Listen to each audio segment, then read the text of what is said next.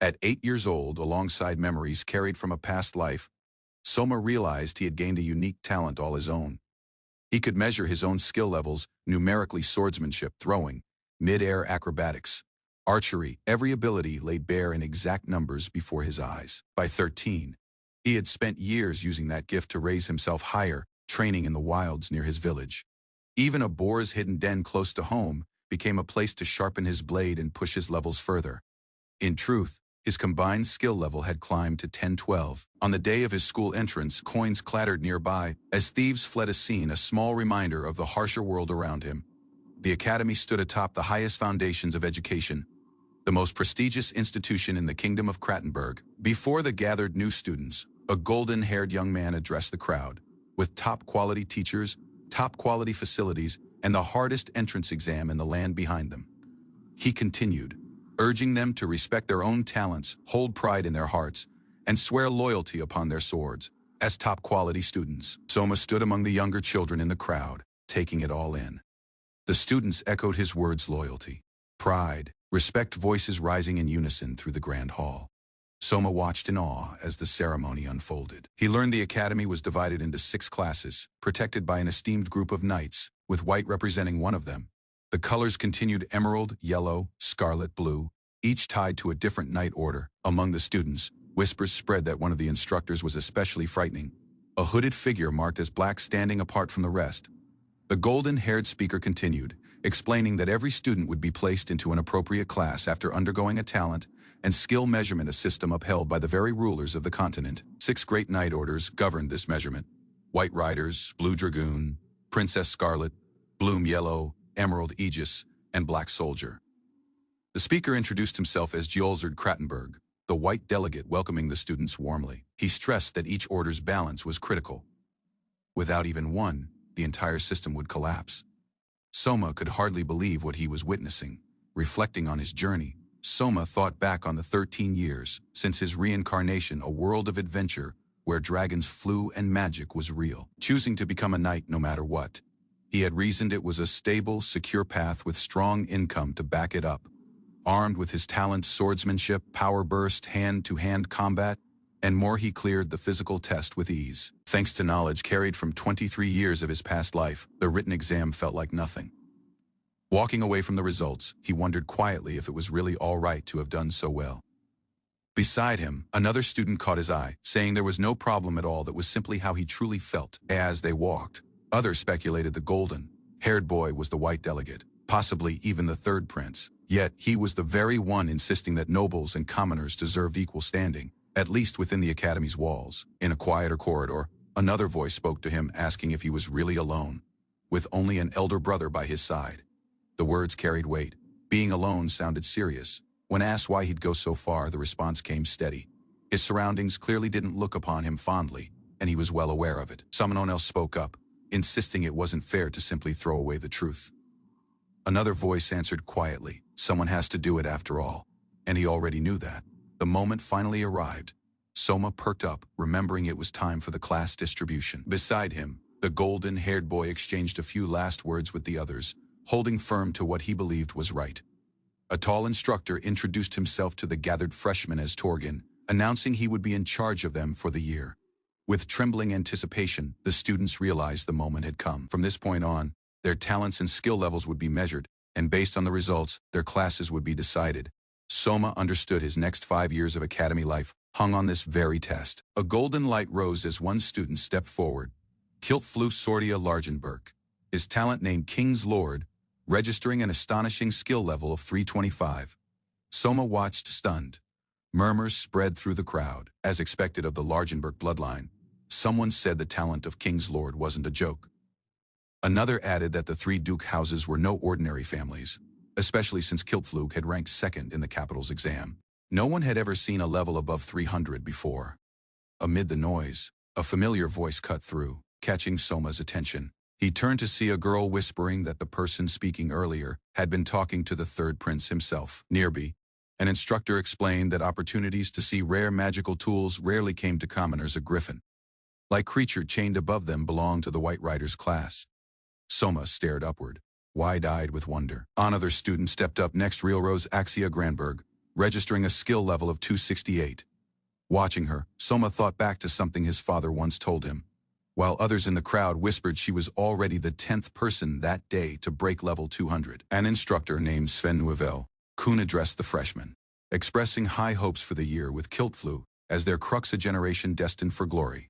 Just then, a boy's result flashed above, skill level 67, marking him for the black soldier class. Onlookers murmured nervously, unsettled just by the presence of the class representative alone. Someone recalled the hooded figure from the opening ceremony, and a wave of unease spread through the group. A boy nearby vowed with fierce determination that his goal was to graduate into the Emerald Aegis Chivalric Order, drawn by the promise of a stable job and steady income. Soma watched as attention shifted toward the next name, called Son Marcus Rec, startled to be singled out. The boy stammered in surprise. Son, Marcus explained. He trained his defense skills far beyond normal in preparation, confident it would be enough. Soma gave a small nod beside him. Whispers grew louder as people noticed Soma's black hair and eyes, a rare sight none of them had seen before. Some scoffed, doubting a commoner could rank first. Soma broke into a nervous sweat, sensing the weight of every stare drilling into him as his turn approached. The reading came back strange. 012, confusion spread. Even the instructor faltered, unsure how to interpret it, while Soma clutched his head anxiously beside the device. The number floated in the air, plain and small. 12. Disbelief spread through the crowd instantly. Laughter erupted around him. Some mocked that the orb must have been startled simply because his level was so low, joking that he must be nothing more than a bookworm. Soma tried to protest, insisting something was wrong, that this had to be a malfunction, that he wasn't actually a 12. The instructor's voice rose further, declaring that a knight needed to know when to accept defeat. The orb had never miscalculated anyone before. Soma tried again, insisting he knew his own level, only to be silenced outright. Turning on the crowd, the instructor scolded them for mocking someone else's low result, demanding they stop laughing. Nearby, another boy prayed under his breath for safety, security, stability, and high income. Room 503 sat within the black soldier dorm, a plain building marked out for the class no one wanted. Alone in his new room, Soma sat on the bed, still shaken. He muttered to himself that the measuring orb probably couldn't display anything beyond 3 digits. That had to be why the reading came out as 012. A voice interrupted him. Turning, he found a girl standing nearby, insisting there was no way something like a 4-digit skill level could exist. She introduced herself as Rit Hornet, greeting him warmly. Soma, startled to find someone else already in the room, realized he wasn't going to be alone in this dorm after all. Another figure entered, an older-looking young man with long hair, introduced simply as Sven Nuevel. Soma recognized him instantly as the boy with the level 67 result from earlier. The last roommate spoke up, introducing himself as Son Marcus Rec, though he offered the shorter name Soima for convenience. Looking around at the shared living space, Soma suggested putting up curtains for privacy, reasoning that even with 3 guys living together, some boundaries still mattered. Sven, however, said nothing on the matter, leaving the decision to majority rule. Rit chimed in that she wanted the curtains too, though she questioned whether privacy was really necessary among just men. When Soma proposed charging 1 silver coin per person for the curtains, the others reacted with surprise, accusing him of trying to profit off his roommates. Soma simply told Marcus he should charge the next person who came through the same way. He added that he planned to get himself tested again, this time using a device capable of measuring up to 4 digits, confident his class would change the moment it did. Sven pressed him further, asking what he intended to do once his 4-digit level was confirmed. Soma answered plainly. He transferred to Emerald Aegis. Sven pointed out the irony, noting that if Black Soldier really was full of nothing but troublesome dropouts. Walking the halls, Soma recalled that the 3rd prince himself had said it during the opening ceremony, wondering if the others had simply missed it. He remembered the words clearly, the 6 great knight orders, and how the balance of each was critical to the others. Rit cut into his thoughts, stating firmly that being in Black Soldier didn't mean she had to feel ashamed of it. She continued, saying she didn't care if he complained to a teacher and got her expelled for it, though admitting it would sour her mood for a while. Overcome with emotion, Soma broke down apologizing, admitting she'd been completely right, and that he was sorry for hurting her feelings. Sven and Marcus reacted with alarm, telling him to get away from her and stop saying things that made no sense, calling him ridiculous. Wiping his face, Soma declared he'd made up his mind, though. He couldn't resist adding that he disliked feeling stuffy, and that girls, at least, were fine by him. straightening up with new resolve. Soma announced he'd do his best alongside everyone in Black Soldier class. And more than that, he'd turn it into a class every other class would envy. Soma's father died at 50, leaving behind nothing but a failing company. His mother had walked out on the family when he was still a child, so the burden landed on him alone. He dropped out of college and quit his part-time job to take over. His teacher questioned the decision, but Soma had already made up his mind. The workers accused him of trying to sabotage what his father had built, sneering that a CEO's son wouldn't understand a life of minimum wage. Soma stood in silence, absorbing the hostility alone. A year passed. Exhausted, he sat on a park bench in the snow, admitting to himself that he was never cut out to run a company. He wished for something simpler, a stable job, a normal salary, maybe a position as a public servant. The fatigue had worn him down completely. At 23, he died. He woke up as a child in a new world, gripping his head as the memories of his old life crashed into him. He panicked, realizing that falling asleep outside in winter would kill him just as easily here. By age 8, it was clear he had unusual talent, one tied directly to the memories of his past life. A strange, oversized creature took notice of him, remarking on how sharp his instincts already were. Years later, Soma entered his academy alongside 2 companions, quietly repeating his goal for this life: a stable, safe job, nothing more. Their tour was interrupted by a group of students blocking their path. One of the students announced that Lord Elysia had business with him, stopping the group in their tracks. Elysia Shielda Funbook introduced herself directly, declaring that everyone in front of her would become her underlings. Soma tried to stay out of it, saying he had no intention of getting involved. Elysia's own group questioned whether nobles were really supposed to act this way, given that Shielda was known as an upper-class name. When one of Soma's friends addressed Elysia informally, the surrounding students bristled at a commoner speaking so casually to a baron's daughter. Undeterred, the boy cheerfully declared that Elysia wanted to be friends with them. The tension broke into a scuffle, with students ordering each other to hold Soma's group down, though someone pointed out they weren't even carrying swords. Elysia's group warned that she had a hidden talent for kicking, joking that anyone caught by it would be knocked out instantly. She launched a spin kick, sending impact through the crowd as Soma's name was shouted out in alarm. The kick left her exposed mid-air, and the boys nearby immediately noticed. Furious and embarrassed, Elysia lashed out, calling him a pervert and demanding he stop staring. The other students mocked Soma as a low level. Nobody, while he laughed it off, apologizing sarcastically for not simply taking the kick. A group of uniformed knights approached, and someone questioned whether the chaos in front of them reflected proper knightly conduct. Among them stood a striking figure introduced as Lord Largenberg, a duke, drawing surprised looks from everyone present. The tension broke when Kurto Hugo greeted Soma warmly, calling out his name with a bright smile despite the earlier chaos surrounding him. He waved off the fight entirely, laughing it off as harmless roughhousing and offering a sincere apology to Lord Largenberg on behalf of everyone involved. He added that fighting on school grounds so early wasn't appropriate, though he clearly bore no grudge. Soma's friend Rit cut in, insisting they had only come to see the dining hall, prompting a bit of friendly scuffling as their group prepared to explore the grounds together. Kurto suggested they share a meal together, clarifying that he meant the school's restaurant rather than anything more formal. The group stepped inside, and Soma froze at the sight of the lavish dining hall, stunned by the scale of the place. He devoured the meat in front of him, practically melting from how good it tasted. Between bites, he muttered to himself about training his sword skills and wished he could disappear, uncomfortable with all the attention now on him, as Kurto noted how much he seemed to be enjoying the food. Kurto asked directly why he had invited them here in the first place. Kurto admitted that even though it had cost him study time, he had grown interested in Soma ever since the entrance exam, where their skill levels and talents were first measured. He confessed he'd never even heard the name Rek before that day. Soma insisted he hadn't cheated, pointing out that if he had, he wouldn't have ended up ranked as the lowest level in the entire school. Kurto pushed back, questioning how someone at that level could have still scored as the top freshman. Just then, more students recognized Lord Largenberg and crowded around nervously, remarking that even if both of them had scored well, it meant nothing without real talent to back it up. Kurto brushed off the formality, insisting his close friends simply called him Kiru Soma, noted that he'd already told him he could use his name, and the students nearby reacted with surprise and excitement, one of them asking if he could call him that too. Kurto asked if it was fine for him to speak informally with Soma, confirming with him directly that they were on the same page. Soma agreed, and Kurto walked off, saying he planned to report the encounter to the third prince, revealing casually that the prince was his own brother. Kurto explained that he hadn't eavesdropped, but he had listened closely to his brother's speech during the opening ceremony, which was why Soma had been using such formal language with him.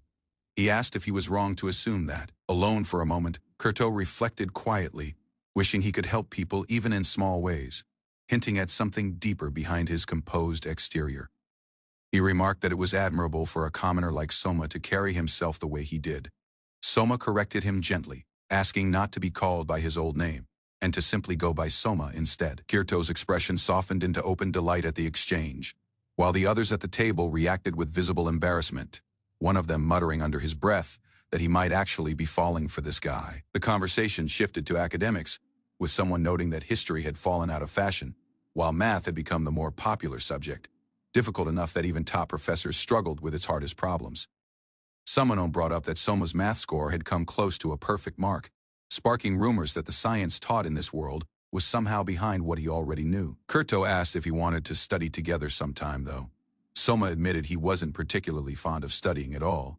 Kurto brushed it off happily, promising to bring Soma's favorite steak to their next study session, delighted at how easily he'd agreed to join. Watching him walk away, Soma turned to ask what he'd meant, confused by an earlier comment about not breaking something. Nearby, one of his friends muttered under his breath, calling him unbelievable, while Rit reacted with visible unease at the exchange they just witnessed. The group agreed that all they could really do now was make sure nothing bad happened to them, with someone remarking that nothing seemed to get through to Soma's thick skull.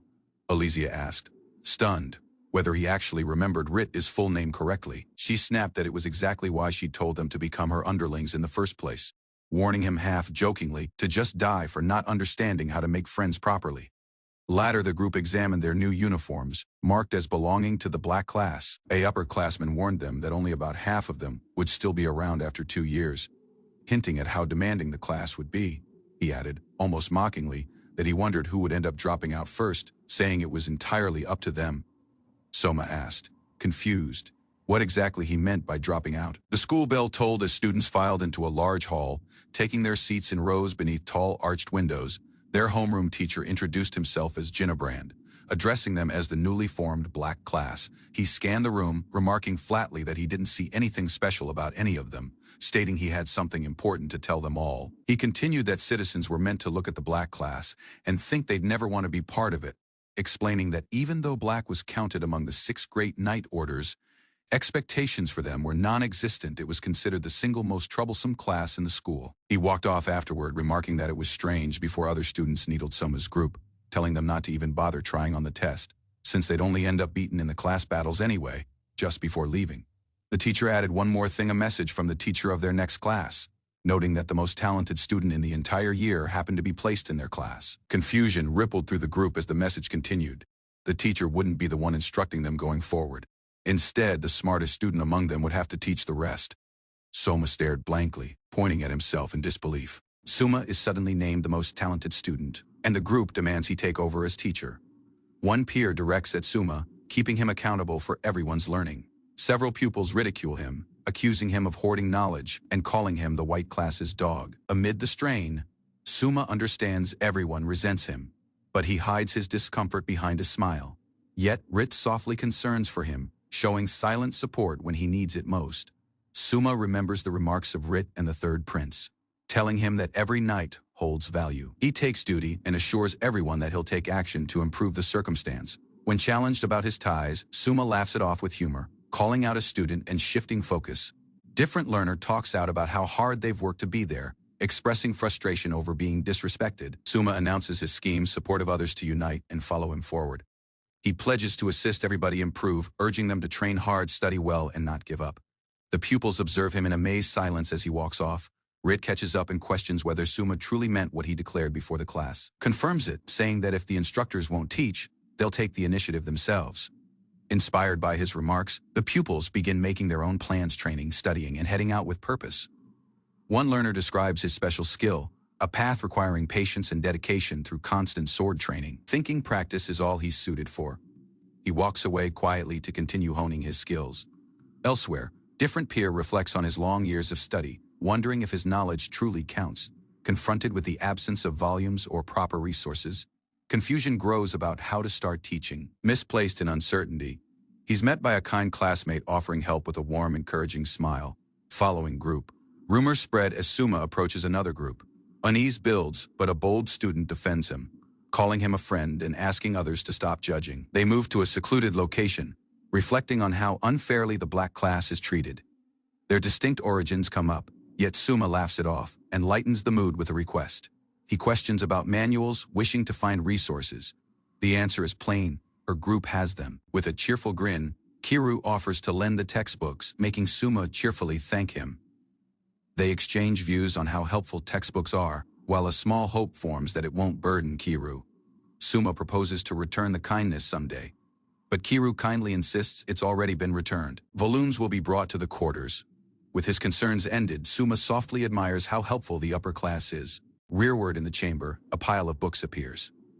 Rit confidently displays off the pile of books and claims credit, expecting recognition for the achievement.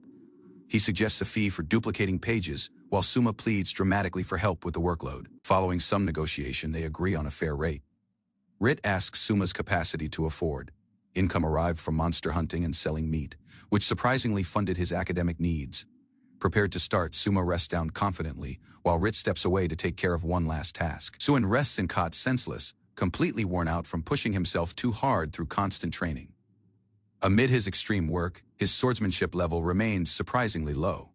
Suma questions why no several abilities are visible, questioning if Suin's talent might limit his growth in other areas. Abruptly, Suin wakes and faces Suma, catching him mid-analysis and demanding answers. Understanding appears as Suin links the dots. Suma can read skill levels, and his complaints at the ceremony now make sense. Interested about Suma's capacity, Suin questions if it's true he can measure skill levels and requests his help. In exchange, Suin begs to be shown swordsmanship, offering everything he has in exchange. They head beyond, and Suin starts showing what he believes is proper technique. Suma observes for an instant, afterward stops him, pointing out that he is just swinging aimlessly without effect. Labeling the practice wasteful, Suma offers to demonstrate real technique. Suma demonstrates the boy's method with accuracy. Suin is amazed when he notices Suma's swordsmanship ability is over 348. A forceful strike slices through the surroundings. Suma calmly explains it was in bonus skill unlocked at level 100. Amazed and shaken, Suin bows and begs Suma to teach him properly. Suin's swordsmanship rises, earning over 2 directs, leaving him shocked and grateful. With sincere gratitude, he kneels. Suma eases the tone, proposing breakfast before the next class. At the practice region, pupils gather and whisper among themselves, wondering whether a teacher will finally arrive. Annoyance mounts until one learner urges Suma to find out what's going on. He goes off with Suin, who comes beside curiously. A schoolworker points them toward the instructor's office. Upon reaching, they locate the instructor busy and somewhat surprised to see them standing at the door. The teacher asks if the group were the new black class students. Suma tells the teacher that the boy is supposed to be in class, only to learn it was canceled. The motive: the residence manager had commanded it, surprising both Suma and Suin, where he is departing. They piece together that the instructor simply obeyed higher authority. Puzzled and frustrated, Suma asks why the quarters manager would interfere with their education. A learner discovers their group has been abruptly canceled and suspects the dorm manager is involved. Determined to uncover the reality, he marches to the manager's chamber, seeking answers with growing frustration. When the boy's calls are ignored, the learner threatens to break in, escalating the unease between them. The boy charges the entry with force, activating an ability as he prepares to confront resistance. A forceful kick smashes through the barrier, launching the entry unlock with explosive impact. He barges into the chamber, finding the quarters manager in a suspicious situation. Unease builds as a maiden hides behind the manager, sparking confusion over her presence in the boys' dorm. Angered, the manager hurls a bottle across the chamber within retaliation. Wary is keeping the bottle, the learner realizes the manager skipped class to drink and flirt. Without mercy, he drags the manager beyond, seeking an explanation. Whereas preventing his escape following an hour, unease stays between the student and the dorm manager, neither backing down. Gathered classmates confront the manager, seeking a motive for their canceled class. He explains that an absence of donations compelled him to halt activities due to budget constraints. The pupils discover that their group, made up of commoners, receives no support and is overlooked. A quarters rule requires all pupils to stay jointly, blocking alternatives like off-campus living. He suggests rewriting the rules, but the manager laughs, noting the higher group already bends them. A shocking reality emerges: the manager was once an aristocrat. Now mocking the notion from change, pupils discover a yearly exam determines group funding, with failure leading to teacher accountability and expulsions. Strain mounts as predictions of mass expulsion threaten the group's future. particularly for the lowest performers. The manager coldly announces the black group as simple prey, reinforcing elite dominance without remorse. Quarters manager coldly pushes the pupils to quit school, claiming those who leave make others happier. Ignoring the manager's remarks, a learner surprises everybody by presenting a large sum of money. He proposes to fund the martial arts group, explaining his intent to invest in his peers. In exchange, he questions them not to drop out, vowing to backing them without repayment. Success in graduation, the boy states, will be their repayment with interest through work and results. Suma reassures his peers, promising to handle the preparations and push everybody to work difficult. Upon entering the lecture chamber, the group are stunned to find attendance critically low. Concern builds as Suma considers covering the costs his body to prevent further dropouts. A peer asks his selflessness, asking why he's so determined to help. He thinks on his past life, vowing not once to feel powerless anew. Suma notices a peer with a familiar gaze, one that thinks the boy's own past struggles. Determined not to fall beneath, he acknowledges that without collective work, even his presence won't be sufficient. They agree to move onward, departing the topic beneath with mutual understanding. Group starts, and Suma reminds different student not to underestimate themselves. A shy maiden named Rukika uneasily joins the group, eager to be part of their journey.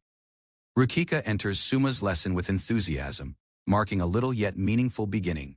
As Suma quizzes them, the boys' interactive method surprises the pupils, who expected solely note-taking. The team admits their studies habits were passive, and now the group feel challenged to improve. Suma confidently protects his instruction style, which others now see as motivating and effective. The girl smiling shyly informs Suma that his lessons are genuinely enjoyable and inspiring. Rukika kneels and begs Suma to keep instruction, determined not to drop out of academy. Abruptly, an enraged learner storms in, calling Suma a dog and causing panic.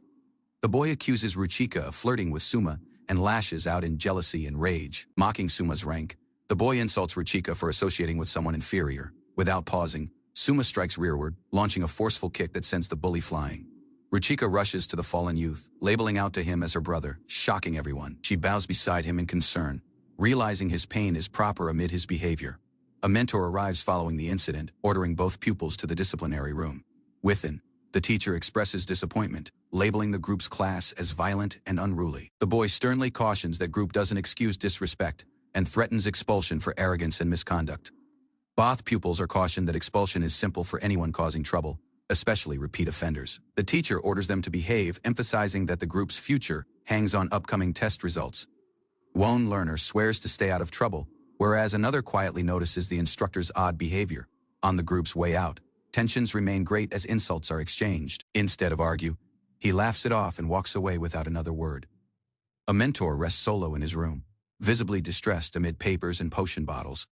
Suma knocks while enters, requesting a grave conversation. Without permission, he moves within and observes the lab-like setup ahead of being sternly told to leave. The boy faces the teacher directly, asking if their treatment is being influenced by outside orders. A learner challenges the teacher, suspecting the boy's under orders to make certain students drop out. The boy asserts the teacher has the power to expel them and questions if they're being used as examples. Pointing to the instructor's actions, the boy takes no one would go to such lengths unless they genuinely cared. The learner thinks there must be personal reasons beneath it. Ultimately, the teacher admits the boy's actions stem from trouble with Tocha and external pressures seeking their expulsion. Amid martial arts group continuing, the several instructors reject teaching the boy's class entirely. He's blamed for the circumstance, departing him stunned and confused as to why it centers around him. The school's deep-rooted classism is exposed commoners. Succeeding threatens higher group pride, causing unrest. The teacher attempts to end the discussion, stating the group's youth makes them unfit to decide their own fate. Challenging that view, the learner says the group's future shouldn't be dictated by adults with outdated ideals. Suma announces the boy's intention to assist the black class succeed in the upcoming test, accepting any consequences. The teacher advises him not to let anyone drop out, while it would impact the group's average. He acknowledges the advice with a grin and softly accepts his leave. Upon returning, the boy learns Elysia succeeded in persuading everyone to cooperate. Motivated by unity, the pupils commit to attending Suma's coming lesson together. Elysia passionately takes duty for her underlings, whereas Suma humbly accepts the role. Abruptly, an enraged student storms in, rejecting the idea of joining the group. Frustrated through the attention a commoner receives, the boy lashes out, threatening consequences. Using pride-wounded, Tocha challenges Suma to a duel, declaring it a matter from honor. The coming date, both stand face-to-face on the matching ground as students gather to witness. Tocha's challenge lifts concern his family's lance abilities are formidable, yet Suma remains calm. Worried pupils terror Suma's lack of confidence could cost him his life, as the match is formally announced. Spectators are called upon to loan the group's spirit, turning the battle into a learning moment for all. Supporters rally beneath both duelists, whereas Tocha prepares his lance, eager to demonstrate his family's technique. Using the command given, Tocha charges onward, initiating the match with mighty momentum. Tocha launches his initial assault raw and mighty, but lacking refined technique. The strike is disclosed as a feint, intended to mislead and unlock the way for a next move. Spectators are amazed as Suma evades with accuracy, leaving even Tocha in astonishment. Uncertainty rises, movements become unpredictable, while feints are exchanged in rapid succession. Ahead of the initial strike could land, Suma counters with a sudden burst, finding Tocha off guard mid-grapple. Momentum shifts while Suma forcefully pulls Tocha off balance, slamming him down using accuracy. Tocha is launched inside the air. Suma pushes him to continue, seeking to notice true spear technique. Instead, Tocha rests senseless on the floor, unable to rise after the clash. Victory is named. Suma Marcus Rex stands tall while the winner of the match. Following the extreme match, Suma softly crouches down, questioning if his win was truly acceptable. Following the match, further pupils began attending Suma's class, drawn by his strength and resolve. Amid the increase, multiple yet stayed away, and Tocha remained isolated in his room, exhausted from instruction solo. Suma relaxed at his desk while friends suggested sword training. Their conversation was interrupted by an unknown maiden courteously asking for a moment of their time. Within a grand chamber, she apologized to Suma for labeling him. Suddenly, he reassured her with a smile. Kiru opens the conversation through bringing up Suma's duel, plainly intrigued by the gossip. Reactions rapidly grow animated as everyone beg him to quit with reckless actions, confirming the rumor has spread. Different exaggerated tale surfaces takes that Suma prevailed, without even using his limbs. With sincere eyes, Kiru expresses deep gratitude, wishing Suma stays in her life and succeeds as a warrior. Suma softly cautions her against risky acts like duels, admitting he should have said so earlier. Kiru explains a secret scheme to transfer Suma to a senior class by faking noble status. Worried about the exam results, she cautions that Suma risks expulsion if he stays where he is. Startled, Suma panics, pleading toward an instant to respond. Instead of switching, he calmly announces his commitment to stay in battle as a black class student. Inspired by the boy's resolve, the entire class pledges to work hard together to avoid anyone being expelled. Suma calmly promises Kiru he won't be expelled, telling her of the 6 knights and classes that uphold the empire. The boy emphasizes that each group plays a vital role in sustaining the nation's strength and unity. Pointing out her bias, Suma pushes Kiru not to glance down on the everyone, or she'd be in the wrong. Seeing her regret, the boy comforts her warmly, praising her understanding. Encouragingly, he questions if her real aim is to elevate white class. Suma happily announces he'll become Kiru's greatest rival, urging if she's ready for the challenge. The girl responds using joyful confidence. The group's rivalry turns kind as both laugh, determined not to lose to each several. Afterwards, Kiru treats Suma to a celebratory meal, lightening the tone following their emotional exchange. Stuffed while sleepy, Suma strolls rearward, content praising the school's steak. Abruptly, an unknown meow seizes his attention, breaking the quiet. Drawn by a series of meows, Suma follows the sound inside the bushes, interested while cautious. Instead of a cat, he suddenly discovers a maiden crouched down, leaving him completely stunned. Suma stumbled upon a maiden crouching close a tree, eagerly observing a white cat. Noticing her skirt color, the boy recognized she was from the all-girls Scarlet class. The maiden froze as the cat abruptly rushed off, sensing Suma's presence beneath her. Turning rapidly, the girl locked eyes with him, startled and alert. Embarrassed, she insisted replies, whereas Suma frantically denied seeing anything inappropriate. The maiden confronted Suma, blaming him of seeing something the boy shouldn't. The boy insisted he was solely watching the cat. Her annoyance exploded as she misunderstood, whereas Suma recognized she meant the cat named Ryuryu. Though the boy confessed to seeing her earlier, Suma teased that meowing wouldn't work on cats. Flustered, she yelled rearward, refusing to forgive him amid his apologies. Ultimately, they shifted attention, agreeing to chase following the elusive class. Suma offered a truce the girl could cuddle the cat freely if they shifted past the misunderstanding. Riel Rose grew emotional, taken by surprise by his unexpected kindness. The girl made him promise to keep the boy's word, warning there'd be consequences otherwise. With a grave expression, she named her name and insisted he vow properly, raising her weapon. Without warning, the girl escalated it into a duel. departing Suma, amazed by the sudden turn. Suma awoke to locate his roommate beforehand studying diligently at the desk. He delivered up Real Rose Axia Granberg, interested about what everyone knew of her. The boy's roommate identified her as the Sword Princess of the Snow, a name murmured with awe. She clarified Real Rose was the next greatest famous student in their year, known for her excellence, amid the girl's striking appearance. Real Rose was feared for being strict respected, yet envied by numerous. Real Rose's combat ability was rumored to be over 250, yet Suma couldn't reconcile that with the girl's emotional edge. Amid his usual confidence, he openly confessed he didn't want to battle someone titled Sword Princess. The boy's roommate suspected something and cautioned Suma against doing anything reckless. Whereas Suma commended her commitment, she humbly insisted she only did the bare minimum. She reminded him there was something crucial the boy wished to discuss. Rit apologized, lowering the boy's head, whereas Suma glanced on in surprise. He confessed to privately wishing Suma would be injured in battle, thinking it might ground him in reality. Unaware Suma was beforehand above rank 1000, Rit regretted underestimating him. Concern replaced resentment as Rit pleaded with Suma to handle better charge of his body. Overcome by guilt, Rit admitted his thoughts were cruel and chose to change for the better. Rit, with renewed spirit, pledged Suma full backing for helping their group. Hearing Suma mention both Rit while Kiru, Rit listened intently, startled yet focused. Suma grinned, recognizing their capacity to discover from mistakes and grow. Using a cheerful grin, Rit proposed an unlocked conversation regarding Suma's hidden talents. Afterwards that evening, whereas the others slept soundly, Rit lay awake, pondering Suma's mysterious strength. Interested about his secret, Rit challenged Suma, who disclosed his unique ability to see skill levels and talents. Studies how easily he could rank up. Rit was stunned by the potential advantage. Greatest knights trained in one arm, but that approach limited progress. Using Suma's insight, they recognized rotating through multiple arms could boost ability progression rapidly. The boy's strategy aimed to elevate the entire group by unlocking extra skills and stat bonuses. Shock struck Rit difficult. He ultimately accepted Suma's level exceeded 1000, considering on their initial meeting. Rit recognized Suma would have been placed in an elite class if not for the error. Lying in cot, the boy wrestled with guilt, understanding the weight of his earlier assumptions. The coming date, Suma disclosed Rit's skill level results, sparking a new realization. The boy's stats had dropped, prompting Suma to question the boy's recent practice routine. Suma advised Rit to keep practice, explaining that even slight improvements could be maintained many-term. Reviewing fewer developed stats like scamming while writing, Rit reacted in astonishment, eyes wide at the numbers. With a gentle pat, Suma motivated him to continue, and the group resumed their learn session afterwards that evening.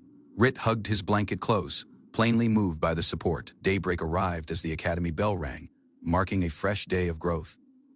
Attendance maintained rising in group, with solely Tocha and his group still absent. Apir commended the lessons for being simple to follow, and noted Suma's growing reputation. The boy started worrying about preparing everybody for exams, but lacked past materials. Memories of a confident rival providing assists crossed the boy's mind. Though hesitation lingered, pride halted him out of relying on that offer. It would have sensed too embarrassing to admit. Suma selected to head to Kiru's room, reflecting upon what couldn't be changed. Whereas walking the trail, a sharp feeling of forgetting something hit him. Abruptly, a voice shouted to, reminding him of a promise he hadn't kept. Real Rose stood before him, furious that he forgot his vow to catch Ryu. Suma abruptly recalled a forgotten promise as the maiden stood before him in the woods. She glared silently, her expression sharp with growing rage as the boy fumbled for an excuse. He attempted explaining his body, blaming academy tests and a cat, but she saw through the lies. Without pausing, the girl drew her blade, declaring a duel to hold him to his vow. Cornered, Suma panicked and accepted to the match, knowing the boy couldn't escape her determination. Suma assessed her strength, noting her great blade rank and bonuses, but felt confident due to his special skills. He proposed an unlocked space close for the match, assuring her he could fight barehanded.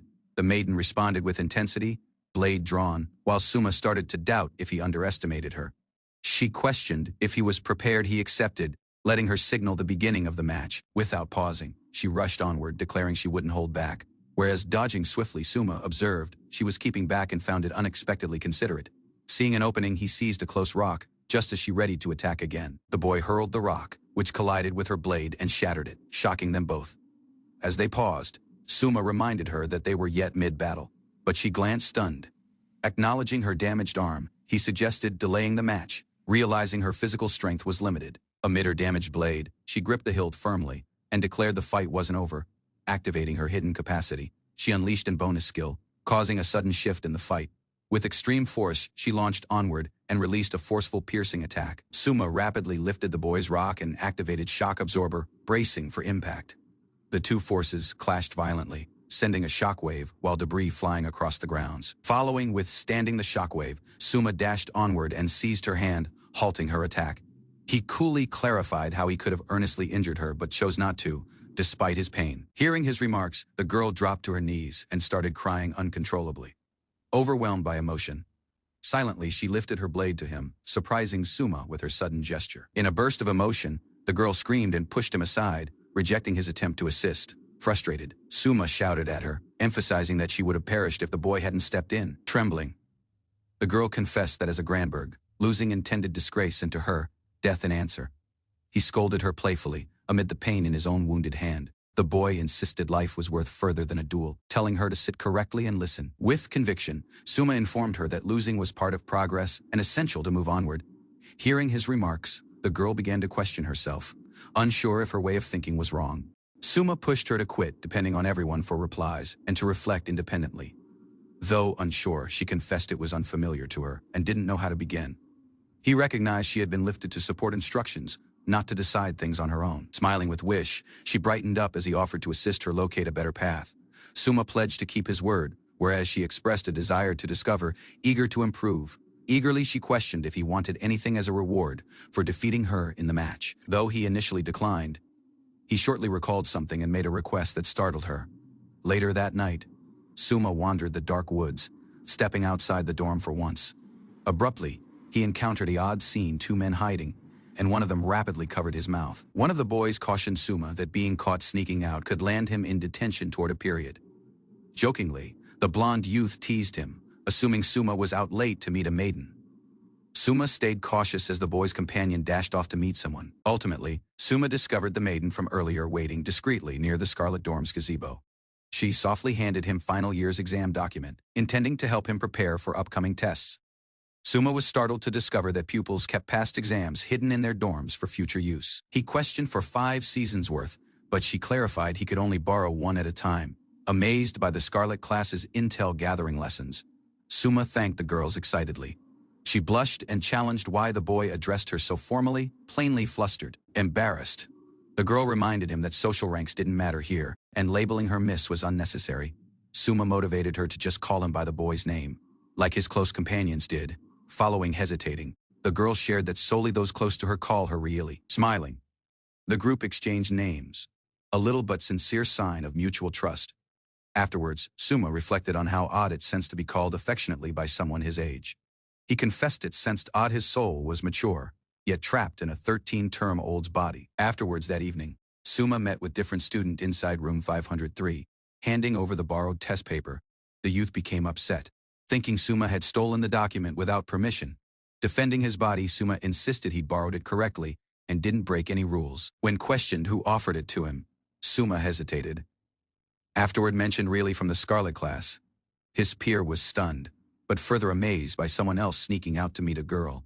Suma handed over the document, and the youth accepted to help but demanded double the usual reward. Following some rearward and forth negotiation, they settled on the increased price with mild frustration. They started analyzing the exam document, quickly organizing a lesson plan based on its structure. With solely 2 weeks remaining, Suma committed his body fully, determined to succeed on the exam. Suma and a peer are startled to discover the prestigious Emerald class is showing interest in their low-ranked Black class. It is disclosed that pupils from the higher classes are now paying attention to Black class activities. Several pupils suspect the interest is due to Suma's presence. The boy announces his intention to surpass even the elite white class with Black class's performance. Unease builds when Suma discovers classmates have been privately selling his notes for profit. A loud call draws attention as a learner rushes to Eliza, causing close classmates to react in alarm. Annoyed, she moves onward, demanding to know what's going on, while 2 others bolt from the chamber. Trading group records to Emerald students is exposed, linked to those in her circle startled. The girl admits receiving gifts that were part of the scheme. Turns out Emerald struggles under one mentor handling anything solo. Members of Emerald class are disclosed to belong to elite higher class families. Adding pressure to the circumstance, rather unconcerned, Suma laughs off the leak, noting that some shared records won't damage class average. Concern builds between classmates, questioning whether steps should be taken against the offense. Tracking the culprits leads them to Emerald Class's assigned chamber down a mini corridor. Abruptly, a sharp voice scolds them harshly, finding everybody off guard and leaving them speechless. A teacher harshly criticizes the Emerald Class before the entire hall, branding them unworthy of their title during group. Her absence of actual instruction becomes apparent. No notes, no guidance, only scolding. Puzzled, pupils struggle to even identify what lesson is expected to be happening. Gossip surfaced that she once aimed for the highest group, but faced rejection. Apparently, resentment shaped her trail to instruction, as disclosed in a nobles meeting. And notion strikes eliminate the weakest by reassigning the lowest 5 scorers in the coming exam. Gasp support while the scheme unfolds transfer them to Black Class, deemed unworthy of knighthood smirking. The teacher mocks the decision while fitting toward those failing to meet expectations. Fury mounts. Rit nearly lashes out but is kept rearward, barely controlling her reaction. Guilt creeps within breaking rules while spying may now bring consequences neither anticipated. A timid learner trembles under harsh scrutiny, her sadness instantly provoking the instructor's anger. Tears spill as weakness is openly ridiculed. Judged unfit for someone practiced to be a warrior.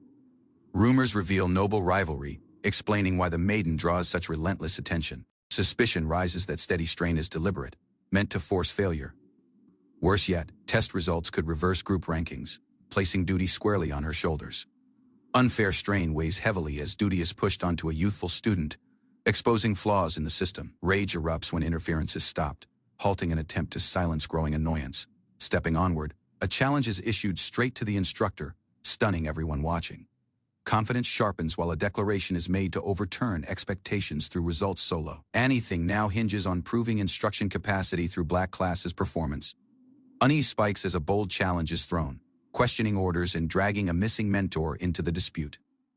Logic replaces rage, proposing a wager based on group averages and instruction results. Confidence sharpens when the bet is agreed, turning pride inside a public test. Pupils observe uneasily, unsure which class will prevail. Anything settles upon a final condition. Victory decides who deserves to train Emerald Class. Amusement flickers beneath a grin as the bet is formally agreed, reputation and pride clearly on the line.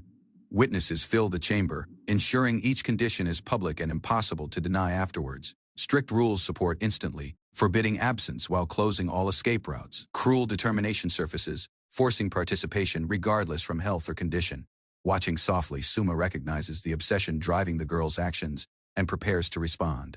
Shock lingers following the confrontation, departing Rit shaken while preparations for the exam resume. Elsewhere, a team gathers softly, already reacting to news spreading through the school. Asks arise about Suma's actions, drawing concern from those watching the boy's sudden defiance. Doubt follows him down the corridor, motives remaining unclear even to observers. Amid criticism and poor expectations, resolve hardens, driving him forward regardless. A secluded smile forms as trust is revealed.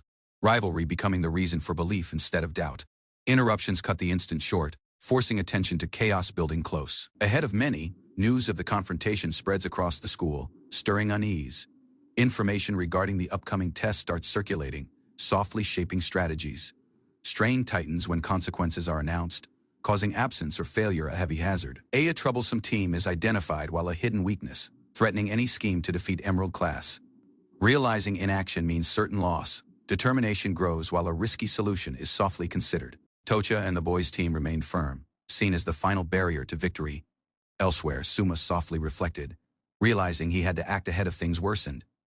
Distracted during practice, he snapped rearward to attention when confronted with a wooden blade. Regaining form, the boy countered powerfully, impressing his partner with a sudden leap in ability. When questioned to check his stats, he declined, choosing to stay inspired until after the exam. Suma observed his companion practicing with extreme focus, admiring his commitment. Interested about a sound close, Suma offered to investigate, whereas holding his training sword peeking beneath a tree, he spotted a shirtless youth unleashing mighty strikes against a log.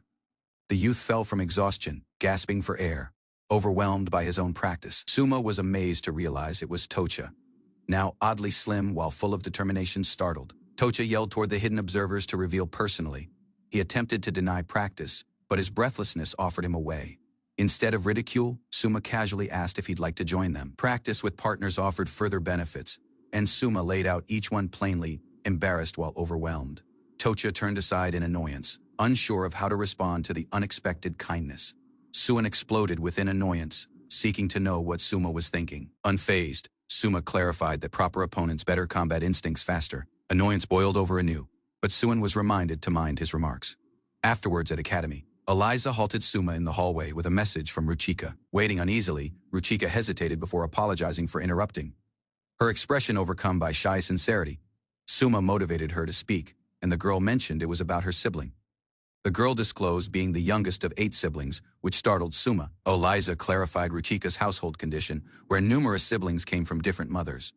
Ruchika softly shared that solely Tocha was born from the equal mother, and they grew up isolated. Amid that, Tocha gained praise for his gift, though aristocratic status still required a donation for school entry. Suma learned the donation funds weren't helping pupils yet, were being siphoned through corrupt officials. Ruchika clarified how her household lacked wealth, causing Tocha's school entry even more impressive. Losing confidence following failing to awaken in bonus ability, Tocha began skipping class, date following date. He trained in secret, vowing not to return until he surpassed Suma. Amazed by his determination, Suma confessed he required to rethink his opinion of Tocha. Ruchika confessed her sibling persuaded their father to let her attend the school. Amid his odd behavior, she assumed she was merely making up for what he couldn't handle. Eliza noted that aristocrats' skipping group put pressure on others, though Tocha seemed hopeless to return. Since nobles are obsessed with honor, losing face frequently leads to revenge, she clarified darkly. A notion abruptly hit Suma as he compared how commoners and nobles think. Suma dashed off with excitement, declaring he'd discovered a way to involve further pupils in class. The boy called it Nagatacho style, a distinct approach inspired by a location where rules bend. Following sneaking around the school grounds, he located the team of truant aristocrats. Doubt began surfacing between them as guilt for skipping lessons started to grow. One suggested the group could falsehood to their parents until someone else accepted the fall. Suma playfully informed them to confront Tocha, initial if they declined to return to class. Leaping in happily, the boy clarified that he hadn't come to force them rearward. The boy hinted they might have missed out on something crucial due to their absence. Revealing the shocker, Suma clarified the group's test scores would be dispatched to their parents, added that the outcomes would be posted publicly at the academy entrance for all to notice. Suma clarified the exam was a vital step to becoming a warrior, gaining royal recognition. Even elite pupils in several groups studied diligently, despite already paying hefty fees. The boy accused the team of not caring about their parents' expectations or approval. Some boys began to reconsider, gradually realizing the boy's reasoning made sense. Panic circulated as they challenged whether the exam results were really going to be sent home. Privately, Suma confessed he had made up anything he said about the exams. Without pausing, he turned to leave, calmly announcing he had group to attend. The boys panicked, abruptly planning to begin learn sessions and report to Tocha. Desperation became none desired the group's parents, seeing a score of 0 on any test. Suma grinned brightly and accepted to assist, suggesting they begin studying immediately. Motivated, the boys vowed to learn difficult, aiming to at least pass. One by one, the group keenly accepted to attend Suma's lesson, even on days off. Afterwards, they filled the lecture room, leaving Suma hopeful as he counted one absent seat. Solely Tocha stayed beyond, still training obsessively to surpass Suma. Fueled by irritation, Tocha yelled his annoyance, unaware his efforts were gradually driving him closer to growth. Marcus remained with pride, convinced that no one in the team could match the boy's strength. He confirmed his superiority during the initial martial arts lesson, gripping his wooden blade with assurance. But the match finished suddenly when Son defeated him, leaving Marcus unconscious on the ground. Amid being a noble, Marcus confessed defeat, realizing he couldn't win even following multiple attempts. Since childhood, Tocha, from the Landberg lance-wielding household, had trained tirelessly, his ability as the lancer unmatched. Tocha's natural gift with the lance amazed the adults, likening him to the legendary founder of the Landberg household. Rumors of envy surrounded him. Everyone assumed his talent guaranteed success for him and his mother, whereas practice alone, he learned he'd been accepted into the school, leaving him overwhelmed with emotion. Everybody commended his commitment. He had trained relentlessly since childhood. Unlike everyone, Ruchika noticed him as he really was and supported him honestly. Tocha declined to attend the academy if Ruchika couldn't go with him, defying the boy's father's expectations. Thinking she might feel lonely, the boy swore to stay by her edge and protect her. But when Ruchika started spending moment with different boy, frustration crept into his thoughts. Rage flared as the boy misinterpreted the boy's kind offer to practice as mockery. Afterwards, whereas practice alone, he questioned why Ruchika worked so hard despite her options. Whereas eating solo in the grand corridor, Tocha quietly kept to himself, away from distractions. Suddenly, a familiar face met him, breaking the silence, using a casual greeting. The visitor started prying into the boy's personal life, bringing up his parent and responsibilities. The boy claimed to offer advice as household, raising suspicion in Tocha's eyes. Shock trailed as the guest encouraged him to sabotage the black class by skipping the exam. Tocha challenged the motive beneath sabotaging the group, hearing Son Marcus Rex's name as the target. The older learner claimed Marcus triggered trouble and had no place at the school. He insisted the job was plain just don't attend the exam. Temptation became when he offered coins as reward for recruiting everyone to skip too. Mocking, the boy noted the offer matched a commoner's yearly income. Tocha declined the bribe, insisting the boy couldn't accept funds for such a dishonest act. Amid his refusal, the upperclassmen cautioned that taking the exam would only lead to failure. A strain mounted. Tocha discovered his body reluctantly pulled into their scheme against his will. Afterwards, Suma was challenged about his confrontation with the Emerald class during a learn session. Concerned, the maiden cautioned that they might retaliate in the exam using every unfair method. Suma chuckled off the warning, doubting anyone could cheat within a competition based upon average scores. Rit stayed quiet, the girl's expression growing colder the further Suma dismissed the concern. Ultimately, the girl clarified that whereas cheating would be risky, they'd likely be cautious and subtle. She clarified the foe might meddle just enough to win without crossing clear boundaries, reminded Suma that if Tocha didn't handle the exam, their group score would suffer. Rit observed Suma fiddling with a string while questioned about it, prompting a cheerful explanation. The girl's expression darkened as the tone shifted, likely sensing something ominous approaching. Suma afterward remained before the whole class, presenting a study aid to help them prepare. The boy introduced it as a method from a location called Jawuku in Japan, confusing everybody. With intensity, Suma insisted non-stop studying each subject, every day leaving the group in utter dismay. Relief filled the lecture chamber while the intense lesson finally concluded, students bursting with cheer. Tears while laughter mixed as exhaustion set in, but determination kept powerful with the exam nearing. Following pouring each bit of energy into preparation, there was nothing departed to do but rest. With the exam just one date away, whispers started to spread about a missing classmate. Daybreak sunlight signaled the beginning exam date had officially arrived, and unease filled the campus. As pupils readied for the exam, murmurs grew over someone's absence just before the exam began. Ruchika stepped onward, apologizing for her brother not showing up, her voice overcome by guilt. Just afterward, the lecture room door opened. Tocha entered, late but determined, stunning everyone. With his usual scowl, the boy exchanged sharp remarks with Suma, masking his relief. Cheers erupted from classmates, glad and startled that Tocha had come following all. Bursting through the entry, Tocha claimed the boy arrived on his own terms, brushing off concerns. Everyone assumed he would not once try to one-up anyone unfairly, having quietly trained in secret. Though seated for the exam, doubt lingered if the boy arrived. It was for the exam, not for anyone. Uncertainty became as Suma caught a odd expression, questioning what it meant. In different chamber, officials began lockdown procedures to prevent cheating until the exam concluded. Gubi obtained praise from a mentor for her impressive work, especially if the commoner ended up expelled. Grinning with pride, the girl vowed not to quit, feeling empowered by her accomplishments. Abruptly called aside from the chamber, she excused herself, leaving observers curious. Her exit drew secluded scorn. Some assumed she acted recklessly, ignoring the team's coordination. Even the girl's allies were uneasy, uncertain about her intentions, amid seeking a solid win. Gubi ready to meddle with the exam while Suma's group realized something was wrong again. The instructors announced the beginning of the initial test, instructing all pupils to afford close attention to the rules. Within a huge lecture corridor, students took their seats as staff explained the format. Questions would be read aloud. Strict guidelines were laid out. Pupils couldn't ask asks, and the proctors disclosed they belonged to an external organization. The moment restrict was 1 hour. A special device would show the remaining moment. Failure to support instructions intended instant disqualification. Onin learner bravely stepped onward, declaring this moment as something unforgettable, hinting at a surprise to come. The school worker disclosed their background, admitting the company they worked for used unethical strategies to generate revenue. Their proper job was exposed, ensure the black class confronted disadvantages during testing and boost scores for Emerald class through deception. Abruptly, the bell echoed across the academy grounds, marking the official start from the examination. Without delay, the proctor started reading the initial question, which focused upon mythology. The topic centered on Tsukuma's teachings regarding love between humans, setting the tone toward a difficult test ahead.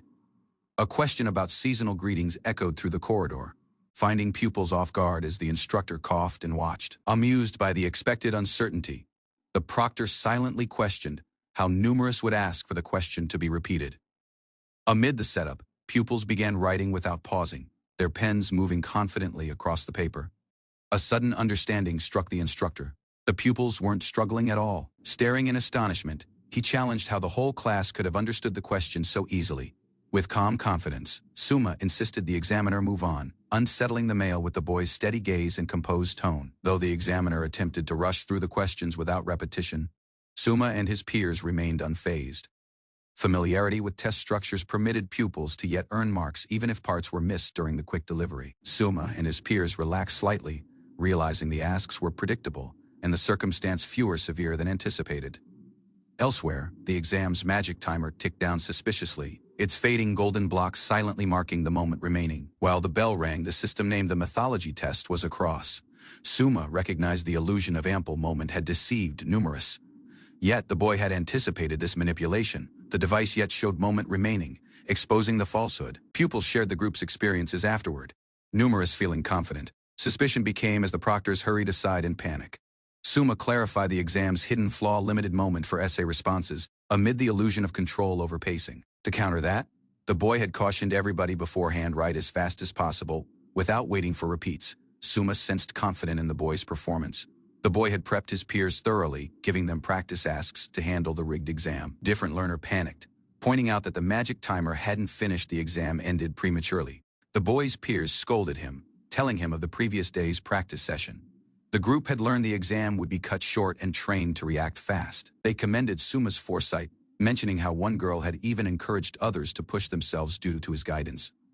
When questioned how he predicted anything so precisely, Suma calmly admitted he was a reincarnator, explaining his top entrance score and strategy. Following the exam ended, calm returned to the school. Suma observed one learner instantly burying herself in review, already preparing for the next challenge. Relief circulated through the lecture room as students celebrated finishing the exam. Their tension finally released all at once. Our ranges rapidly shifted to leisure, with some classmates eager to relax, while others hesitated at the sudden change in mood. Suma interrupted the excitement, telling everybody that checking answers while the exam was still fresh would be more useful. Uncertainty trailed when a familiar peer went missing, leaving Suma quietly wondering what choice she had made.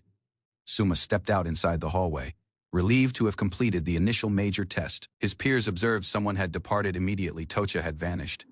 Rit met Suma to move rearward with him, but quickly ran off without explanation, leaving him confused and slightly worried. Moments afterwards, Really seemed and pulled him aside urgently, ignoring his uncertainty and the people around. She disclosed crucial report rumors were circulating about a fourth test involving a duel. The girl had obtained insider information from a peer. With unease rising, Really cautioned Suma that the initial years of the black class were targeted to be publicly defeated, prompting Suma to take action. Suma readied to head to the match site despite not knowing who would challenge them. Really attempted to quit him, but he stayed determined. She cautioned that solely aristocrats were permitted at the location. Commoners were being forcefully removed. Suma, yet, declined to rearward down. Amid Really's pleas, Suma insisted upon happening. The boy couldn't ignore what was happening, even if the boy wasn't welcome. Annoyance filled him. The exam had ended well and spirits were great. Now discrimination was casting a shadow across the group's achievement. At the match site, higher group students waited with smug expressions. One stepped onward, mockingly urging, if that work was all Suma had to offer. Tocha was delivered to his knees, humiliated ahead of the crowd. The boy's opponent ridiculed the Landberg family's techniques as unimpressive. Amid the boy's injuries, Tocha gritted his teeth and pushed through the pain, refusing to lose in. The attacker taunted him further, speaking of the boy's lineage and voicing annoyance over being related to someone like Tocha. Everyone in the crowd murmured about the household rivalry. Even as Tocha began to rise, the boy's opponent sneered, challenging him and doubting the boy had any chance of winning. With a smug tone, the noble named the boy could harm commoners without consequence. His remarks dripped with arrogance as he dared Tocha to battle rearward. Tocha clenched the boy's fist, enraged and torn. He understood that if he retaliated, Suma might face consequences due to his actions. Overwhelmed with rage, the boy struggled to stay composed as his opponent ridiculed him for helping commoners, a notion he scoffed at noisily for the crowd to hear. The verbal abuse turned physical. Tocha was hit anew, dispatched crashing to the ground as the noble demanded he respond. As Tocha's bag spilled unlock, the attackers uncovered learn notes. They jeered, telling him he wasn't expected to attend group. Their scorn deepened as they trampled his difficult gained records. The work poured into studying was ridiculed by those who noticed it as desperate while pathetic. Tocha recalled how Rukika, without fail, brought notes to him every day, believing he'd one day join the group and take the exams with them. Seeing those equal records torn while trampled by nobles filled him with anguish. The group weren't just sheets, they were acts of belief and love. The boy's pain exploded into steps. Tocha lunged onward to quit them, solely to be struck down mid-charge, crashing to the floor. The boy was ridiculed for rising without permission. The boy's name was spat out like an insult. Sneering nobles surrounded him. One reminded Tocha that the boy had damaged a rule and would be punished for daring to stand anew. A learner remained up against a bully during a duel, questioning the honor of knights who mistreated everyone. The rival ridiculed his rage and forced him to kneel, treating him with open contempt as bystanders laughed at the humiliation. Even whereas armed, the overcame youth was overpowered by an unarmed rival. The boy's pride as a worker of a prestigious home was shattered. Annoyance overwhelmed him. Realizing the event would circulate through the academy, the boy clenched his teeth in shame. Pushed by humiliation, the boy trained difficult, aiming to challenge Suma anew and regain his dignity. Tocha endured a brutal beating as his opponent ridiculed him and insisted he beg for forgiveness with his companions. His face bloodied. Tocha winced as the boy was informed to crawl aside, humiliated and powerless to respond. Near that instant, Suma intervened.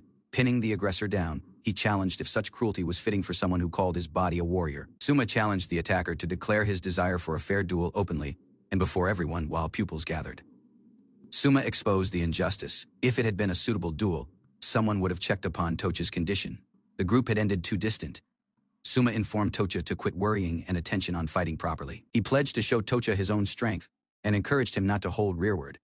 Following supportive remarks, Suma told Tocha to use his spear technique.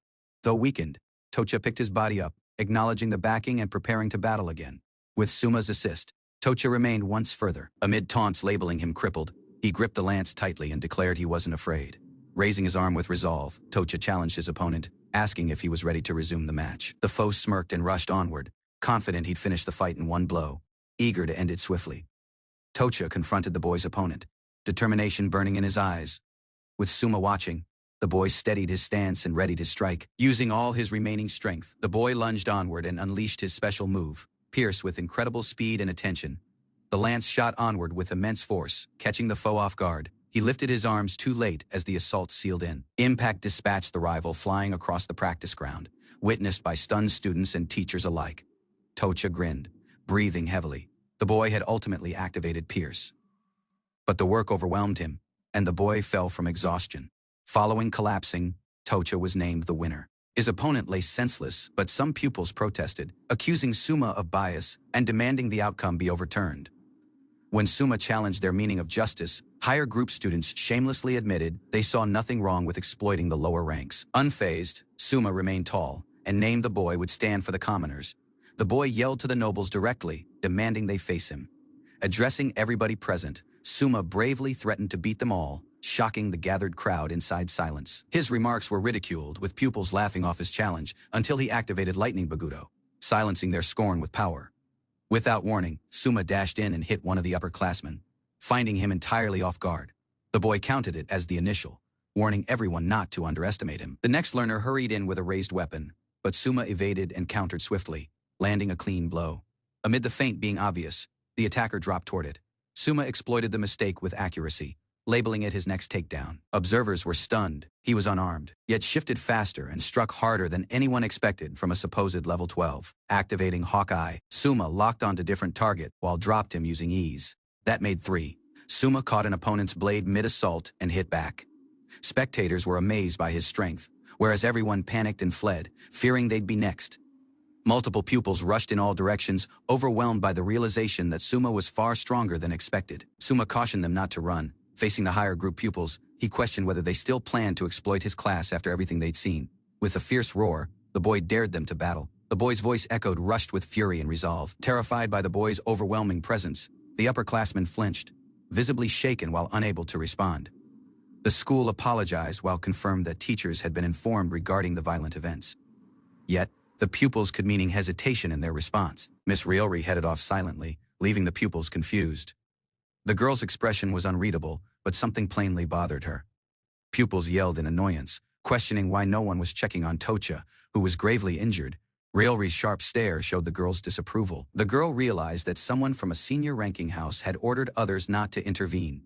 Even the girl's Granberg household status couldn't override it, determined to act. She rushed off on her own, trailed by others, despite calls not to worsen the circumstance. A team of uniformed elite pupils paused when they noticed Real Rose approaching. Kneeling courteously, Real Rose introduced herself while a worker of the Granberg house. The pupils instantly identified her noble lineage and murmured in awe. Amid their awe, one learner ridiculed her, pointing out her failure to enter the prestigious white class. The girl remained firm, unaffected by their remarks. She coolly questioned for her notice to be relayed, if she couldn't speak directly. The pupils reacted in uncertainty, unsure how to handle the girl's composure. One of them stepped onward, acknowledging the girls with respect. He apologized for the abrupt interaction and talked warmly of her father's suited reputation. Real Rose offered to accompany the pupils to the match's location, insisting it was crucial. Unmoved by their protests, she named that academy issues should handle precedence. The Tea Party could wait. This matter insisted urgent attention. Some panicked pupils feared the girl was being set up. The group claimed it didn't involve them and attempted to deflect blame, pointing to the black class. Frustrated, Real Rose questioned why students at the school only cared about their own class, instead of acting as one. A learner responded using resolve. They reminded everybody that group distinctions intended nothing. They were all knights training to protect the same kingdom. Real Rose glanced to the silver-haired learner and realized his presence wasn't ordinary. Their team arrived at a grim scene. Wounded pupils scattered, while others cowered in fear. The aftermath from the chaos was clear. Shocked, the pupils attempted to grasp the circumstance. Bodies lay across the floor. Real Rose's companion stepped onward, amazed through the scale of what had unfolded. Within silence, Suma remained in the middle. Surrounded by fallen opponents, the boy had emerged as the one who remained victorious. While Suma checked on Tocha, concerned voices yelled to Real Rose, while everyone insisted to know what happened. Suma clarified how the black class kept on face unfair treatment. The boy kept the wounded Tocha, revealing the extent of their mistreatment. Classmates hurried over to assist, regretful the group hadn't arrived sooner. They hauled Tocha aside, whereas others went to get medical assistance. Waiting beside Kiru, Suma softly acknowledged the unease. Both sides appeared to understand each several within silence. The Landberg team arrived, prepared to assess the circumstance. Orders while concern ultimately replaced chaos. Suma rested in silence as his peers challenged him about the fight against the aristocrats. Word had beforehand circulate. He overcame them all. Shock circulate between the boys' peers. Praise arrived rapidly, yet so did panic. Gossip suggested Suma wasn't a rank 12 learner. The boy's secret was crumbling. He defended his body, saying he hadn't wounded anyone earnestly. But the boy's strength had departed opponents nearly crippled in a single blow. Warnings piled up. Expulsion, police trouble, even jail moment loomed. Suma's confidence wavered. Afterward arrived the darkest believed retaliation. His companion cautioned him they might kill him and make it glance like an accident. Suma recognized the match had finished too late to change what happened, and his actions had already affected everyone around him. Gratitude filled the chamber as pupils showed their relief. Knowing Suma's strength had guarded them in a dangerous moment, a secluded determination settled across him. He realized the future would be difficult, yet he declined to feel regret for stepping onward. Elsewhere in the academy, unease lingered while students reacted differently to the growing conflict and rumors. Elsewhere, a teacher considered failing in, but decided it was better not to disturb the pupils while emotions were still raw. A mentor stepped into the chamber and was asked about the black class. The boy confessed he had been commanded to ignore them and provide no instruction. Criticism trailed. The senior teacher belittled him, claiming he was useless and providing no value to the school. Without restraint, the superior hurled insults, seeking loyalty to the aristocrats, while questioning the instructor's motivation and dignity. Frustrated, the teacher clenched the boy's fist following the encounter, silently swearing under his breath. Afterwards, shaken by the circumstance, the boy reflected on a student's severe but hidden injuries, realizing something was changing in the black class. The teacher insisted upon knowing the reality. Though his pupils cautioned him to stay uninvolved, he claimed it was his duty as their instructor. Suddenly, one of the boys jumped before him, arms wide, shouting for him to stop. The boy's concern was clear while urgent. A maiden seemed with orders in her voice. The girl insisted that the teacher leave, offering no room for negotiation. The boy attempted to explain that he had crucial matters to discuss with Suma. The girl didn't flinch. Refusing the boy's presence, the girl shut him down, entirely uninterested in conflict, but unwilling to trust. Pupils out of the black class remained firm, glaring in silence. The teacher ultimately recognized his failure. The boy had overlooked their efforts and worth. With the boy's head bowed, the boy offered an apology. Guilt weighed heavily as the boy confessed to crushing their wish through his neglect. The boy's remarks were met with resistance. The pupils couldn't accept the boy's apology, though one attempted to acknowledge his remorse abruptly. A fierce strike dispatched him flying. A learner, enraged and emotional, yelled at him to stop making excuses. Yet on the floor, he caught harsh truth: it was too late. Suma was compelled to carry what the boy had abandoned. Chaos erupted while emotions boiled across. Pupils yelled, trying to calm each several while restraining their furious classmate. Eliza Raj poured from the girls. The girl lashed out, blaming the teacher of pretending to care now after relying solely on Suma since the beginning. The girl's fury reached its peak. With a raw scream, she insisted the boy leave, rejecting his presence and blaming him for their pain and burdens. Overcame while overwhelmed, the teacher turned away. Regret gnawed at him as the boy murmured curses at his own helplessness. Elsewhere, distant from the school, a noble girl named Real Rose arrived, her presence hinting at a shift yet to come. A maiden grinned courteously as she apologized for the sudden invitation. The girl's guest responded with calm assurance, saying it was no issue. The group's conversation turned to household. A male complimented Real Rose's beauty and suggested her parent must be proud, which she confirmed with secluded confidence. Afterward, the learner hosting the girls posed a question. The girl paused, considering, and clarified her grandfather was strict but affectionate. The group discussed political alignments. Numerous aristocrats declined backing. Half entered them, yet the rest, unmoved even by bribes, could turn into mighty rivals. Real Rose challenged the logic. If their rivals disliked her afterward, why would the group rearward Suma? Suspicion regarding deeper motivations began to grow. With a little grin, Real Rose acknowledged the sharp observation from the girl's guest. The girl's tone turned somber. Rivals didn't terror the girls at all. They assumed they could surpass her and handle her location without resistance. The discussion shifted to Suma. If he were removed, those equal rivals could claim the highest position and opportunity they likely hoped for all beside. Amid all of this, the girl expressed her real motive. Helping Suma was not strategy. It was the girl's personal wish, clear and sincere. To act on that wish, the girl extended her hand and questioned for assistance. The girl's resolve was firm, and her eyes kept determination. 2 days had passed since the confrontation. Suma laid rearward in his chamber, softly reflecting as the world outside remained tense.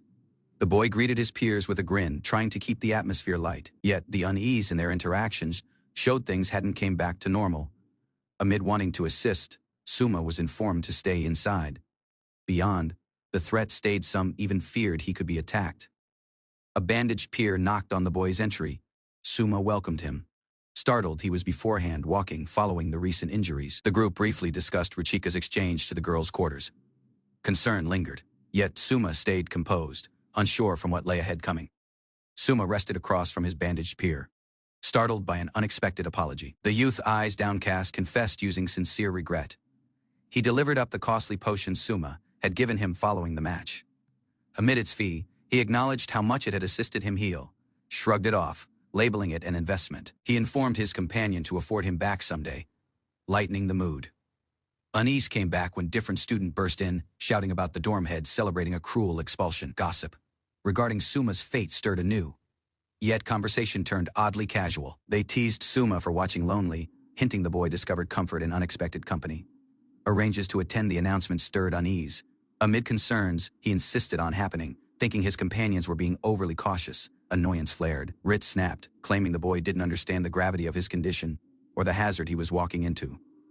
Efforts to leave were stopped. Voices yelled over one different, offering to check the outcomes on his behalf if he stayed inside. Worry turned to desperation. The boy feared coming final in the rankings could lead to expulsion, driving him to defy everyone's warnings. Reluctantly, Rit accepted. A condition was attached, yet relief filled the chamber. With unease easing, a faint grin came back to his face. A scheme was beforehand readied. A disguise was handed across. Surprise filled the chamber as the cloth disclosed its hidden resolve. Suma was cornered inside, trying something drastic. A peer handed him a disguise while insisted it was the solely option. The boy hesitated but pulled the hood over his head, uncertain about how convincing he glanced. Yet the boy stepped beyond. The instant he stepped into the quarters, boys swarmed around him, mistaking him for a girl. The scheme oddly succeeded. Different peer cautioned him his masculine walk might blow the cover. Suma's posture stiffened. Using a red face while nerves upon edge, Suma pressed on. The disguise functioned, yet just barely. The team arrived near the Academy Plaza, where a crowd had gathered within anticipation. Suma uneasily trailed beneath, the boy's heart pounding. An official started announcing test results. Starting with group rankings, trailed by individual scores, Suma's anxiety visibly spiked. Memories from past failures hurried rearward. The boy was overwhelmed with unease even further than facing debt collectors. A familiar voice echoed across the courtyard, labeling towards Son Marcus Rec. Ghost turned to the source. Startled, Suma instinctively responded. He stepped onward hesitantly, pulling attention straight to his body while still cloaked in disguise. Togen questioned Suma to support him, saying someone requested his presence. Suma hesitated, trying to explain the boy's odd condition. Panicked regarding missing the outcomes. Suma resisted, yet Togen insisted. Grades would remain posted for a period. The boy reasoned, unease mounted as Togen disclosed the academy executives had summoned Suma. A wave from dread instantly overcame him. The group climbed the stairs within silence. Togen knocked steadily, announcing their arrival beyond the grand meeting chamber. Within, some great-ranking officials turned to face them. Suma stayed motionless, facing the authority figures, using anxious curiosity. Afro-headed headmaster offered a calm welcome, nodding toward Togen to stay beneath. Shock widened eyes near the unusual appearance ahead of him. Directed to a seat, he shifted cautiously, gaze moving between the unfamiliar male and the commanding presence nearby. Blame wasn't rejected. Admission arrived with an explanation. Everyone had targeted Tocha, jointly, and that led to the incident. Unease spiked under a harsh demand. Muscles stiffened, mind racing for the correct remarks, whereas sweat trickled down. Foul play was rejected.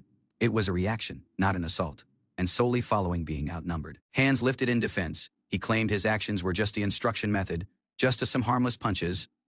Across the chamber, skeptical stares replied him. A sharp retort trailed. Violence, particularly out of a commoner, crossed a line. Even misbehaving dogs confronted consequences. That metaphor didn't land well. One official challenged if the boy had just insulted noble children. Panic flickered as the boy attempted to explain. Remarks cut deeper, now called a security threat. Labeled unremorseful, his presence was deemed risky to academy harmony. Without pausing, the verdict arrived: expulsion. A voice protested. Yet the chamber remained firm. Gino Brand stepped onward, labeling out the headmaster's harshness. Duty, he claimed, should fall on him as their mentor, not the learner. Instead, from accepting that plea, the official coldly offered to expel them both. No sympathy showed within the boy's tone. Outrage sparked around the chamber. Everyone objected as the learner rested stunned. Understanding struck it wasn't just punishment, it was political. One calm voice ultimately shattered through. A composed figure courteously disagreed, commanding everyone's attention. That interruption delivered clarity. The learner deserved his location, and the instructor's actions had no bearing on the matter. Coolly seated, the noble stated the boy's firm stance. Once a decision was made, it wasn't easily reversed. Oddly, the learner had been recommended by not solely his house but others, including Granberg, an aristocratic seal of approval. Eyes widened within astonishment. Uncertainty turned to understanding. Really, out of Granberg had likely backed him in secret. Opposition arrived out of multiple noble houses. Two were identified, while Freiberg, while Landberg. Everyone stayed unnamed. A wave from dread settled within, surrounded by disapproval. The learner sensed entirely isolated. 14 against him.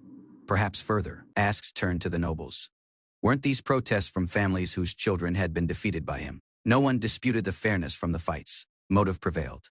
If foul play had occurred, those families would have insisted a rematch. Silence confirmed the group's defeat had been proper and square. Yet, concerns lingered. A compromise surfaced, possibly a condition could resolve the unease. Goes nodded cautiously. One rule was proposed: stay number one throughout the boy's academy life. Drop even to next, and the boy's out.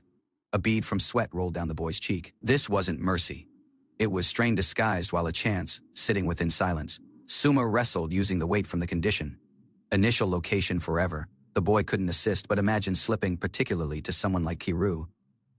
A sudden understanding struck. Did that mean the boy had ranked initial in the recent tests? Eyes widened, using surprise. Concern shifted. What about the boys' group? Did the group's ranking better too? Urgency replaced doubt as the boy turned to the officials. The group discovered it amusing. Instead of thinking of himself, Suma cared more for his peers' proof of his gamble on them. The outcomes were handed across. Suma obtained them cautiously, unaware the group were about to vanish in an odd magical glow. Burning document startled Suma. That spell wasn't just flashy. It arrived straight out of the headmaster. Eyes widened near the understanding. A head of asks could pour out. He was courteously dismissed. Adults had matters to discuss, while Suma was informed to check the outcomes. Nervous laughter trailed. The boy attempted to explain aside the disguised misunderstanding, but the noble shrugged it off as typical of youth today. A hand lifted hesitantly. Suma questioned if the boy could propose conditions of his own in exchange. Without waiting, the boy dashed out, arms great, energy returning in full stride. Suma shifted out of the boy's disguise, wishing to avoid further misunderstandings. Yet views lingered about the unknown noble. Who exactly was that man? The boy shook off the curiosity. Best not to get tangled within complicated politics. Trouble constantly discovered him easily anyway. Companions hurried over with concern, bombarding him with asks about expulsion in the meeting. Hands lifted, Suma reassured them rapidly. No expulsion. Anything was fine toward now. Relief circulated across the group's faces. Without wasting a next, they seized him and pulled him toward the outcomes board. Suma hurried to the board, anxious to confirm the outcomes. His peers trailed beneath, eager but uncertain about what they'd locate. Reality hit difficult amid the boys' individual success. Black class ranked final overall. The boy's expression froze in astonishment at the outcome. Shock gripped Suma as he caught sight of the rankings. His group was lifeless final. Panic bubbled as the boy struggled to process the outcome. In the midst of growing unease, he mistakenly gazed toward the senior year rankings, his confusion only adding to his anxiety. With trembling hands, he ultimately shifted his eyes to the correct list, silently begging not to notice his group at the bottom. To the boy's surprise, the chart disclosed a better outcome.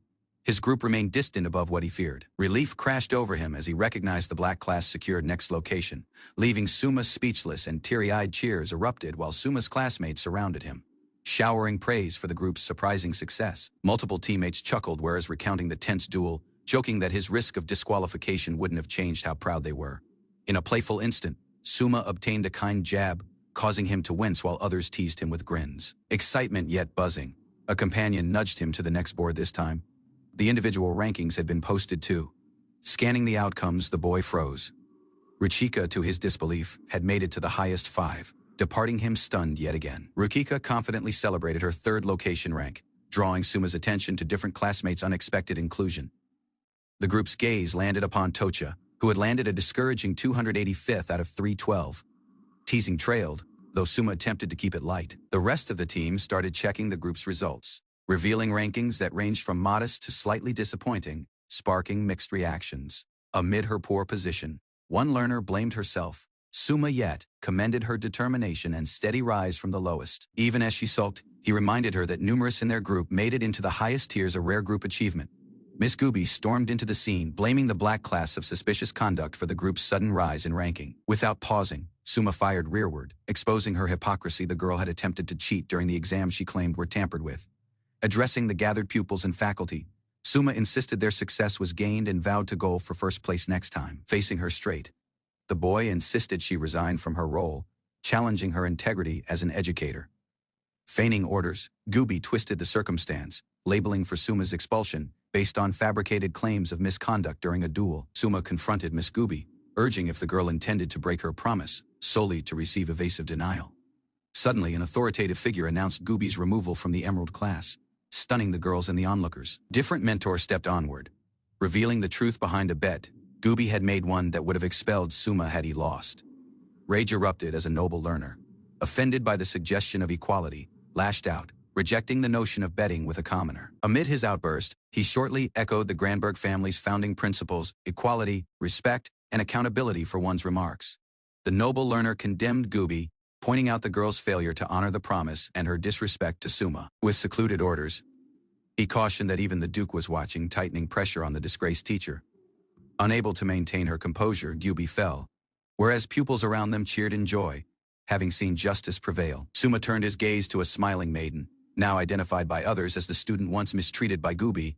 Acknowledging Suma's strength, the noble confessed his own work dropped short, expressing sincere admiration for the one he once underestimated. Humbly complimented the white class, but the boy's rival came back the praise, smiling at Suma's growing strength. Jokingly, Suma predicted the boy'd shortly fall beneath, prompting a playful warning that it might mean his expulsion. Reassurance trailed as Suma confirmed the conditions were realized while approved, easing any lingering concern. Flashback disclosed Suma had cleverly added a clause: as many as he stayed top in either combat or written tests. He couldn't be expelled even if surpassed. Observers were baffled how someone ranked level Shar could pull that off, yet Suma smirked, confident in the boy's hidden power. Suma bowed deeply to Kiru, voicing sincere gratitude for stepping in during a critical instant. With emotion in his voice, Suma confessed that in his previous life, no one ever remained by him when he required assist. Kiru, flustered yet sincere, reminded Suma they were companions and helping each several was solely natural. He afterward added, with a teasing grin, that Suma couldn't be his rival if he offered up too shortly. Amid the laughter and chatter, Suma turned to praise, really too unaware that rumors of rivalry were beforehand stirring the crowd. A cheerful explanation trailed: the boy had been chasing a cat with Reli, not causing trouble. With exams settled and the match matter resolved, relief filled the boy's heart. Just as he turned to rejoin his team, a dark aura from his peers cautioned him of incoming complaints. They burst into uproar, seeking replies about his reckless ties with nobles and challenging elite rivals, worried for his safety and sanity. Shouts turned into motivation as everybody ready to exchange to their dormitory, energy reignited. Jointly, they strolled off in great spirits. Unity strengthening within the black class. Peace came back as the team strolled back through the school grounds, basking in the calm after recent chaos. Daybreak practice started quietly under the trees. Light stretched across the grass while preparations accepted shape. With excitement, a shirtless warrior yelled for attention, eager to show off the boy's form during his rare appearance at practice. Fatigue crept within during the session. Someone leaned against a tree, barely keeping up, drawing a concerned glance out of a teammate. Panic rose while Tocha fled using embarrassment. A desperate plea trailed, begging him not to tell anyone what just happened. Practice heated up with misunderstandings when a bold favor to check his rank caused mild chaos. Clarifications trailed within a rush. Awkward unease circulate when someone challenged Suin's presence. Defensive remarks flew, while Rit's favor to keep things private resurfaced. Revealing a secret, Suma cautioned Tocha to stay secluded, whereas preparing to activate his unique skill that could read detailed stats. A glowing panel seemed showcasing Suin's swordsmanship at an impressive Ibai Chioshi and Sennyo, departing everybody speechless. Praise poured in as Suma confirmed Suan had earned a forceful extra skill, shocking the team with his rapid growth from level Loshitsi. Tears welled up as Suan, with secluded pride, affirmed he could yet wield his blade and keep pushing forward. Backing arrived swiftly, hands clapped his rearward as others praised his dedication and consistency in training. Whereas Kiru remained out in written tests, views turned to rivals in martial arts, hinting at a growing competitive drive. Tocha observed something off, urging what was incorrect. A quiet pause filled the air. Smiling using resolve, the boy brushed off the concern. Fresh goals had created beginning that date. He would focus on mastering skills beyond swordsmanship.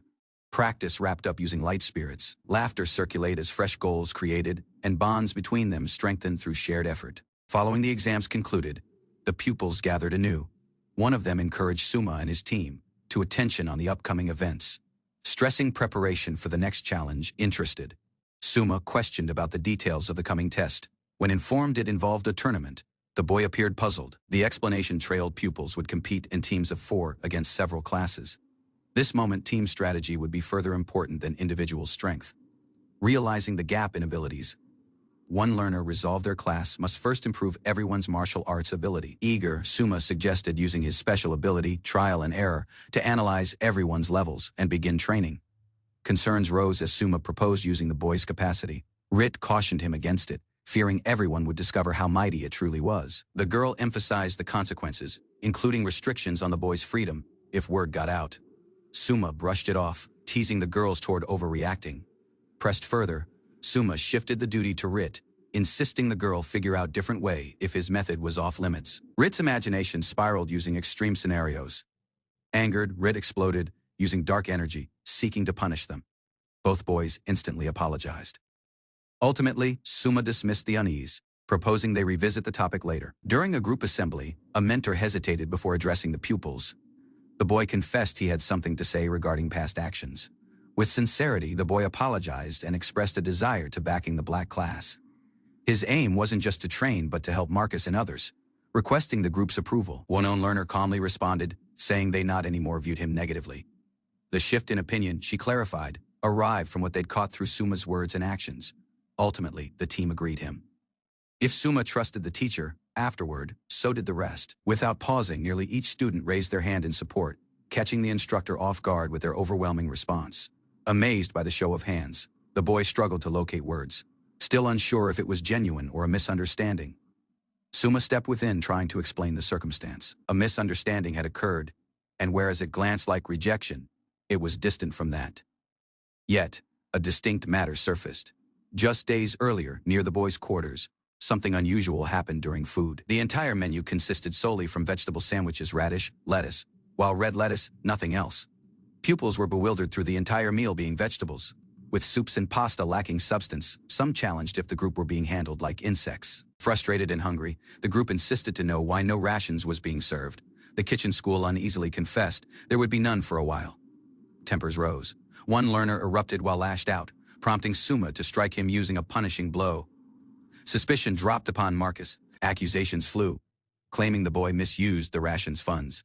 Yet, the reality surfaced: their rations supplier had abruptly ended the contract without explanation.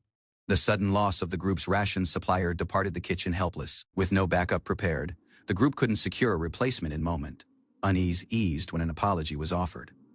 One learner, once enraged, forgave rapidly, prompting others to admire his kindness. Yet asks stayed. Suma questioned why the supplier cut ties using the academy. The loss appeared financially illogical, and answers surfaced: the shift within group rankings. Someone had climbed to next location, stirring unrest. Suspicion became that aristocrats pressured the supplier, a backlash against the success from poorer pupils. Tocha burst in furiously, puzzled why the girls' quarters hadn't been affected. It was clarified their smaller population required fewer rations. The teacher admitted helplessness, calling the circumstance dire. Yet, he appeared unsure what he could do to assist. Though Suma attempted to brush it off, the teacher blamed himself for doing nothing, calling it a failure on the boy's part. Tocha didn't hold rearward. The group weren't seeking solutions, just honesty. The boy's bluntness departed the teacher flustered. Walking aside, they shifted attention rearward to what mattered: finding out what was for lunch. Wary as walking the corridor, Suma and Tocha encountered a team in blue uniform students from the prestigious blue class.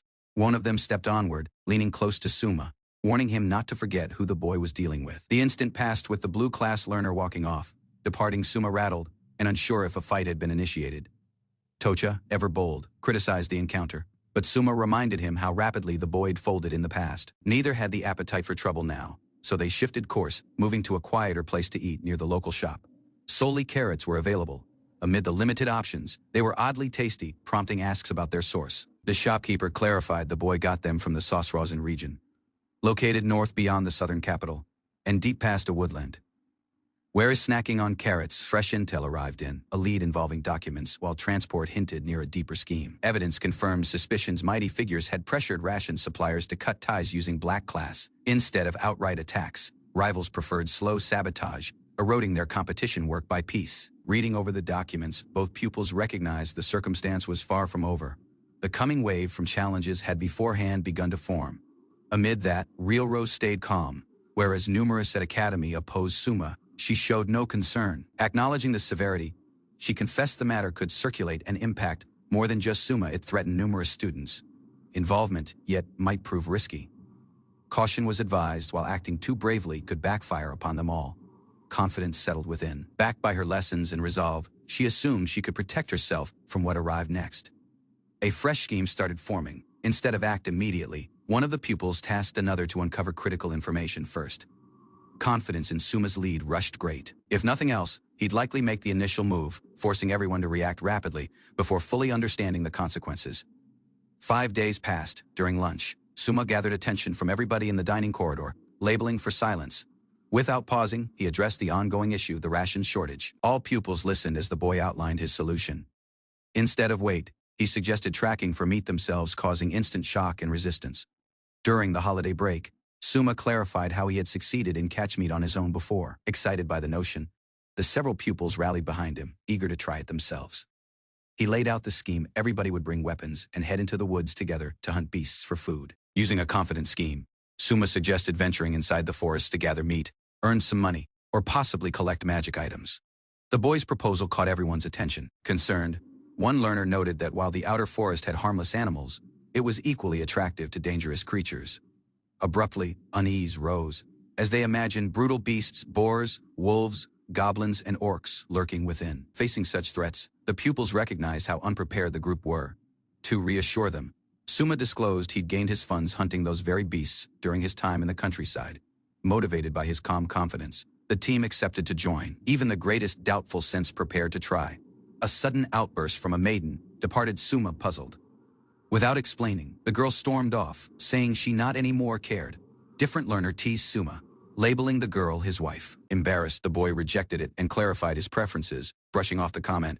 Raising his voice with resolve, Suma restated the scheme: hunt for rations while collecting magic materials to gain double rewards. Shortly following, the team gathered at the school gate, fully equipped and ready for their forest mission under Suma's lead.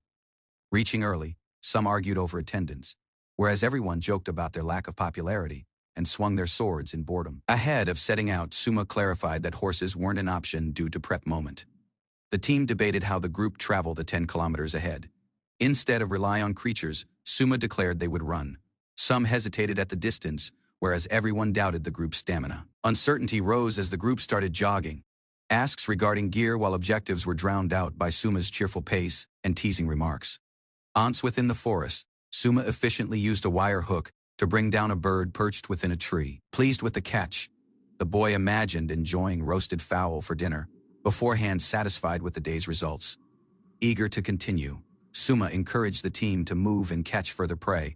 Just afterward, everyone arrived and challenged how long he planned to hunt solo. Confidently, Suma disclosed his haul, about 20 birds, departing everyone shocked at his efficiency, while he remained cheerful and nonchalant. Following resting, the team chose to resume hunting instead of returning to the dorms, their spirits renewed despite the exhaustion from the long run.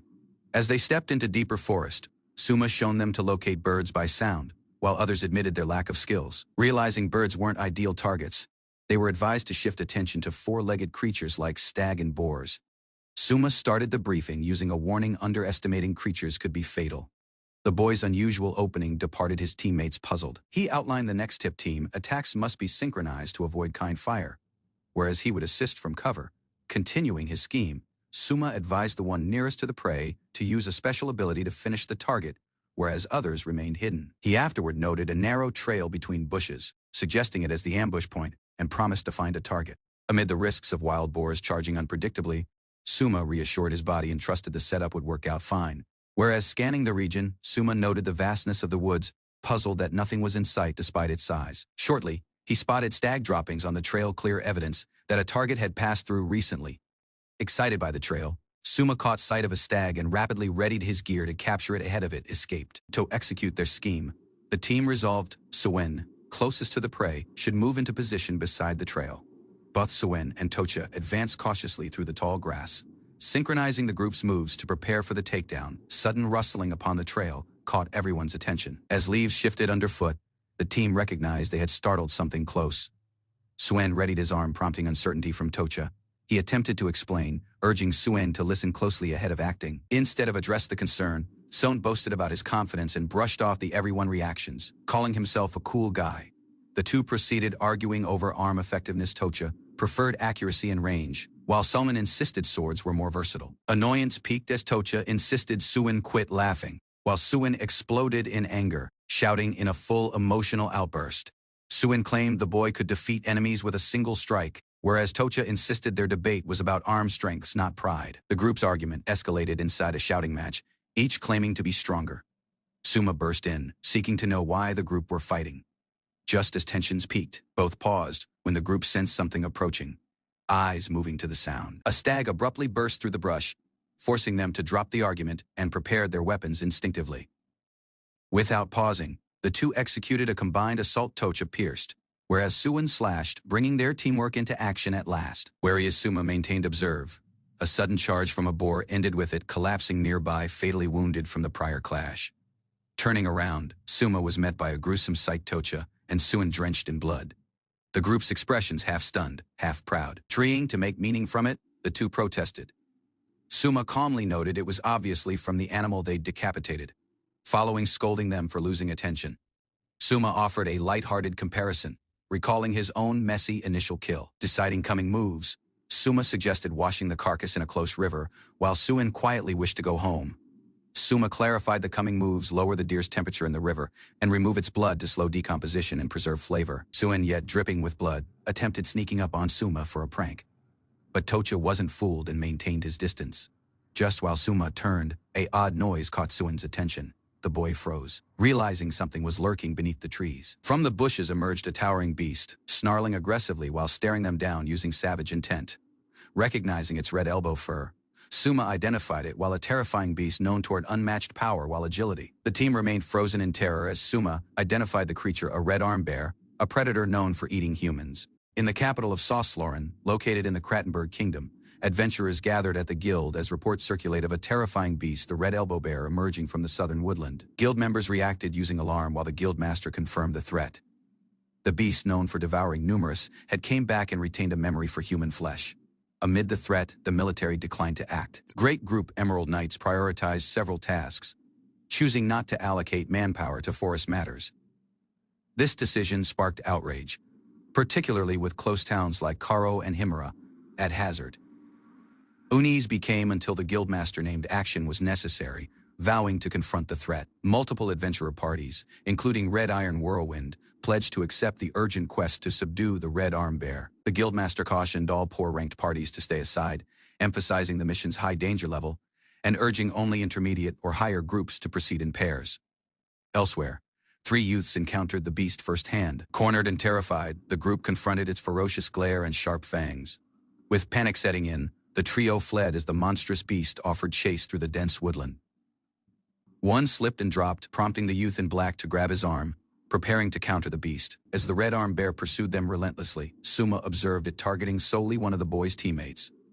Its hide was so tough that even bullets couldn't pierce it. Suma paused, wrestling using doubt. The creature's sudden appearance and durability amazed him, yet he understood hesitation wouldn't assist. Driving aside terror, he understood that if he ran, both Tocha and Suin would perish. Determination replaced panic. Shouting out the boy's abilities, Shock Absorber, Hawkeye, and Lightning Baguto, Suma activated his abilities in one surge. Charging in, the boy confronted the beast head-on, ready to strike. With full force and resolve, Suma unleashed his ability. Zero Slash, aiming straight at the massive beast's body, carving into it with a great speed blow. Amid the impact, the beast stayed standing, bloodied yet enraged. It struggled to rise, growling using its final strength. Just as the beast lunged anew, Tocha and Suin hit simultaneously. One slashed. The other pierced, catching the beast off guard and forcing it back.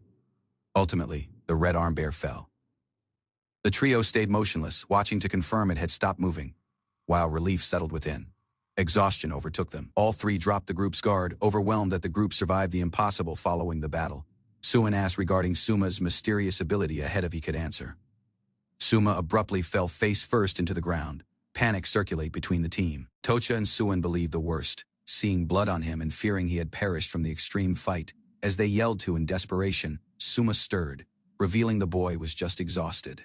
The rank 300 ability he employed had drained his energy completely. Rearward at the gate, a guard worried the 3 hadn't came back and considered reporting it ahead of closing up. Ultimately, Suma and his companions arrived, departing the relieved guard speechless. Suma, Tocha, while Suin came back to the academy exhausted, carrying the slain bear's remains. Onlookers were amazed by the group's battered appearance. When challenged by the gatekeeper, Suma clarified they weren't injured, just tired. The boy questioned for a cart, struggling under the weight of the beast. The guard panicked upon realizing the group battled the beast. Suma confessed to landing the finishing blow, causing even further disbelief. Dismissing their story, the guard insisted initial seasons couldn't possibly defeat such a beast and rushed to raise an alarm. Frustrated yet drained, the trio dragged the carcass to the quarters, baffled by the guard's refusal to believe them. As Suma and his companions stepped into campus with the beast carcass, students turned to stare, whispering in shock and amusement close.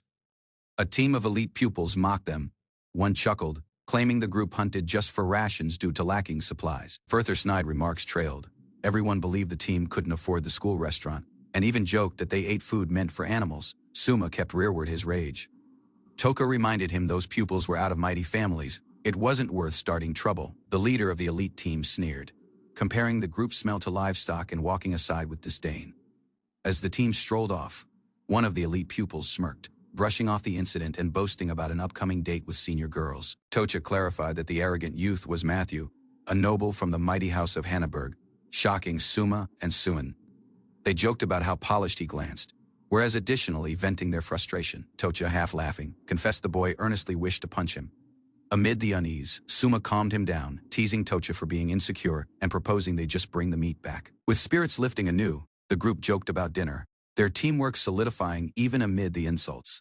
Several pupils gathered around, marveling at the red arm beast meat the trio brought. Fresh from the bath and feeling refreshed, Suma and his companions keenly headed to the dining corridor, thrilled they'd finally get to enjoy their reward. To the group's horror, the scene within was chaos.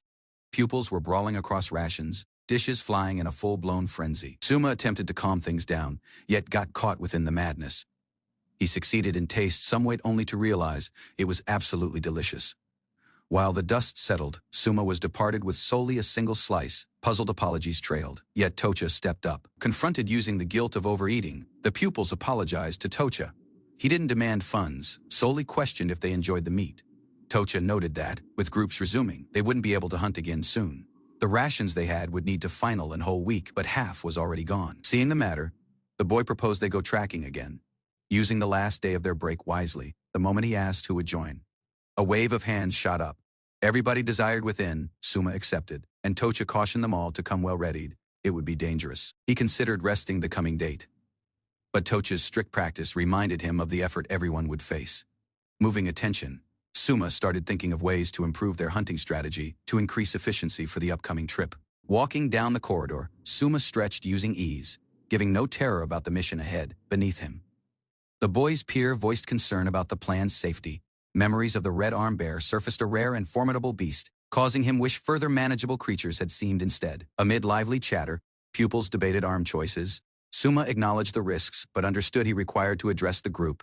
Determined, the boy stated the boy's belief withholding his power would benefit no one. Beneath the trees, the boy unveiled a odd object, the hider's secret. Wary as exploring the forest, Suma discovered a valuable mushroom known while the hider's secret, estimating its worth near a gold coin each. Elsewhere, exhausted pupils lay sprawled across the grass, drained out of the mission. Approaching the team, Suma discovered uncertainty and mild resentment. His weight estimates had clearly misled them. Ahead of venturing deeper, he happily proposed a physical examination, finding his classmate off guard. Turning to Orbit, he singled him out to start. Departing, everybody puzzled. Suma suddenly questioned Orbit to remove his clothes, insisting it was just a health check ahead of training.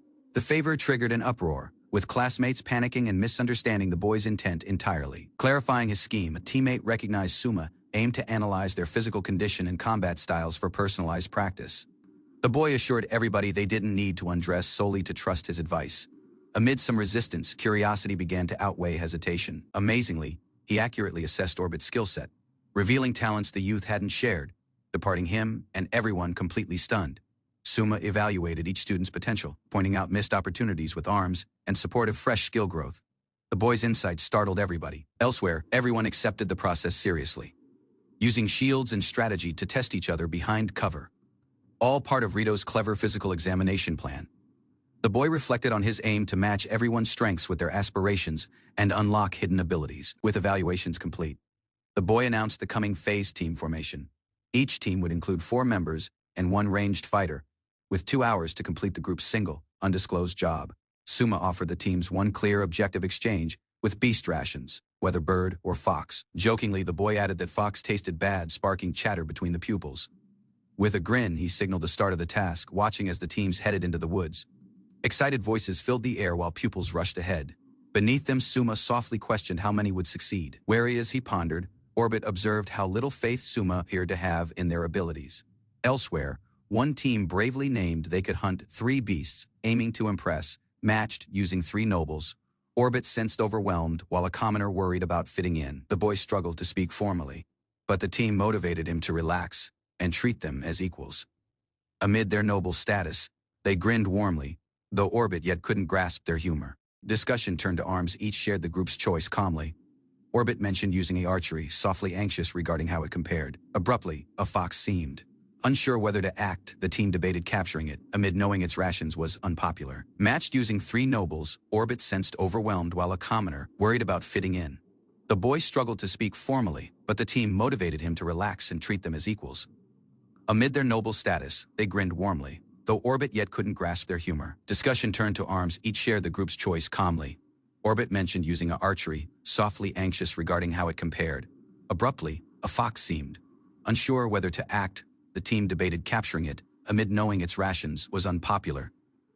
Orbit panicked. None of his peers recognized why they missed. They didn't even see it as failure. Doubt clouded his views, whereas Suma chuckled confidently nearby, already convinced the others wouldn't succeed. Considering on his own experience, he recalled it accepted him a full season to bring down a bird. 1 or 2 today would be generous. The aim wasn't success but awakening, giving them the group's limits through a test run in the wild yet.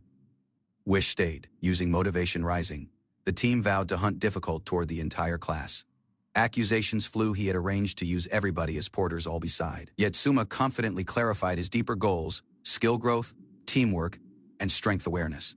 Disbelief flashed across Rito's face, amazed yet annoyed through the clever manipulation. Praise out of Zubin solely inflated Suma's ego. Frustrated, Rito encouraged them to move on, refusing to feed the boy's arrogance. 2 hours passed. As the group regrouped under the trees, the moment for results had arrived. A massive haul of stag while birds hung confidently. Plainly, the group's team had done the heavy lifting. No results arrived out of the rest of the team, leaving them stunned in embarrassment. Suma didn't hold rearward, labeling it out bluntly. Coming week's hunt was beforehand scheduled. Out of now on, Suma would directly oversee everyone's practice. Just afterward, the final team came back. Orbit and his team hauled a single captured fowl, their expressions anxious. To the group's surprise, Suma commended the outcome. Expectations had been poor, yet the group succeeded something. Celebration didn't final. Everyone rapidly joked it had to be Orbit's doing, whereas mock insults flew all around. Orbit uneasily attempted to exchange credit, but curiosity shifted toward a new face, an unfamiliar adventurer standing among them, smiling warmly. The male introduced his body as San Marcus Rec and questioned if they were all students. Misunderstanding cleared. The boy relaxed. Following studies, they weren't nobles. The boy's team belonged to the Sauce Rosen Adventurer Guild. Raising a little tag, the boy presented proof of his affiliation. Mountain boots, a known guild identifier. Asks trailed. With formalities out of the way, San Marcus disclosed his intent. He had a favor concerning the woods they were training in. Report of the woods' lockdown stunned the pupils. Panic circulate rapidly. They feared losing access to their essential tracking ground. Report of the forest being sealed spreads, triggering panic among students worried about losing the group's meat supply.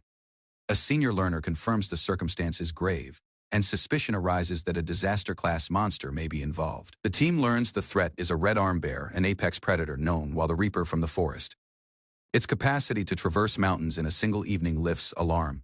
Concern rises as they question whether multiple bears are involved, but the answer suggests solely one rogue beast. With a calm grin, one learner explains the danger has already been eliminated.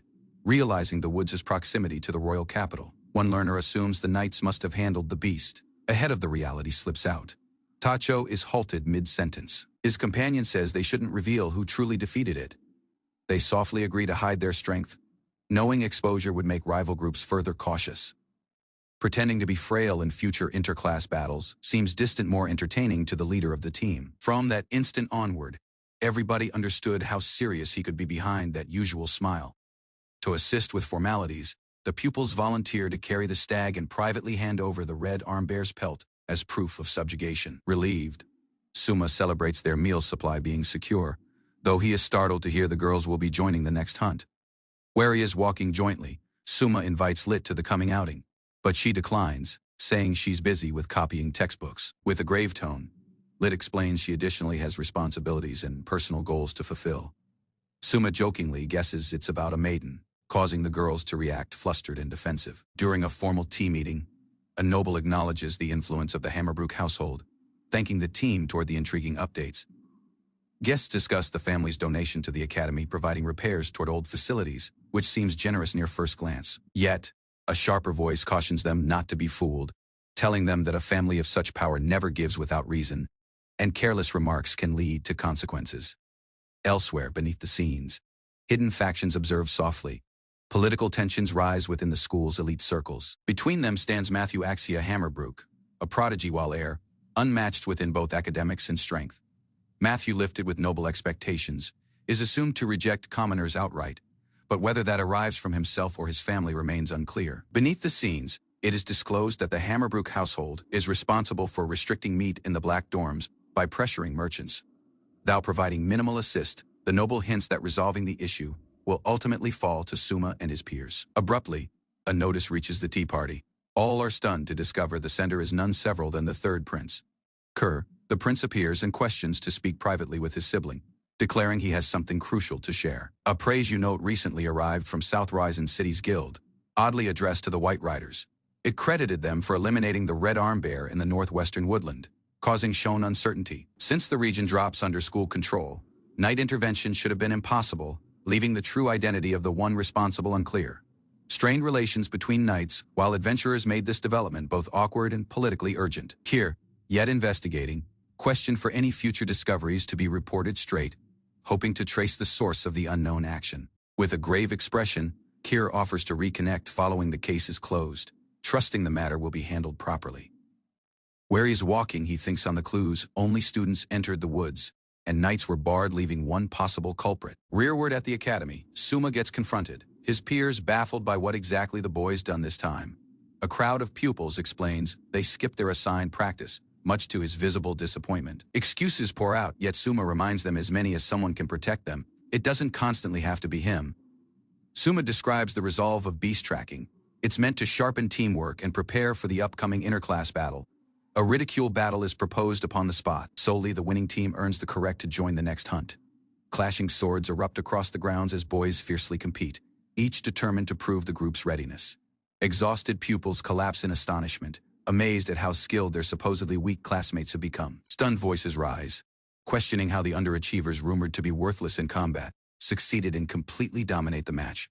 Where is Tacho trained? He recognized those boys had consistently trailed the regimen laid out for them. Daybreak drills, precise practice, and attention on feedback permitted them to close the gap in just 1 week. Amid their discipline, the group yet chattered endlessly, much to everyone's surprise and mild annoyance. Yet, that steady communication assisted sharpen their awareness of each other's strengths, making them strong team fighters. Suma motivated everybody to think strategically. Through simulating woodland entry while testing assumptions, improvement wouldn't just be possible, it would be expected. Within the secluded of the forest, someone softly calls out to Eliza, hinting near a deeper conversation. Questions about team arranges toward the interclass battle. Eliza responds calmly, they're aiming for the highest, but within motive. The girl thinks boys and girls should practice separately for now, as teamwork hasn't developed yet. The boy counters, insisting mixed practice is vital for building familiarity and coordination. With a playful smirk, he adds that mixing teams additionally boosts motivation, particularly between the boys, earning a mixed reaction from Eliza. Suma jokingly informs Eliza that this is how the world functions, rallying everyone to move out. Multiple teams exchange to campus with their tracking spoils, spirits high after a productive outing. Whereas some groups yet lag in performance, everyone show clear signs of growth, prompting interest from bystanders. Members of the school's report club abruptly appear, requesting interviews from top performers. Puzzled, Suma admits he's not once even seen an academy newsletter. Eliza confirms the club exists yet plainly hasn't made much impact yet. Gossip rarely reaches the lower-ranked groups. Greatest pupils from prestigious lines barely acknowledge everyone exists. Francis, charismatic while wealthy, becomes the middle from attention. Journalists flock to him whereas he calmly redirects praise to his team. Calmly, he takes any beast as manageable when 5 determined allies work as one. Compliments pour in from the school's report club, who keenly ask if his words will make front-page headlines. Word spreads fast. Honors are awarded to Bloom Yellow and the Guild, marking a historic instant even senior groups can't ignore. A reporter abruptly questions for details about the Red Arm Bear incident, finding Suma off guard during Francis's interview. Francis calmly boasts about the boys' team's power and implies that even elite beasts are within his reach, drawing admiration. He drags in Matthew's name and glamorizes the event, departing Suma and his team amazed by the unexpected exaggeration. Suma remained amazed while murmurs echoed around him. Pupils murmured about a team who defeated a Red Arm Bear, the strongest from the elite class. Afterwards, during an interview, someone questioned about the bear's stays. Without pausing, the blonde youth calmly stated they left the body behind. He clarified they not once consumed the rations. Solely a specific team, he implied, could stomach it without pausing. That team shortly seemed the Black Soldiers. The group's presence silenced the crowd. Suma observed in shock as approval struck him. Around them, rumors turned sour. Pupils challenged Prince Julzad's decision. An eager learner hurried over, urging for a reaction to the monster meat.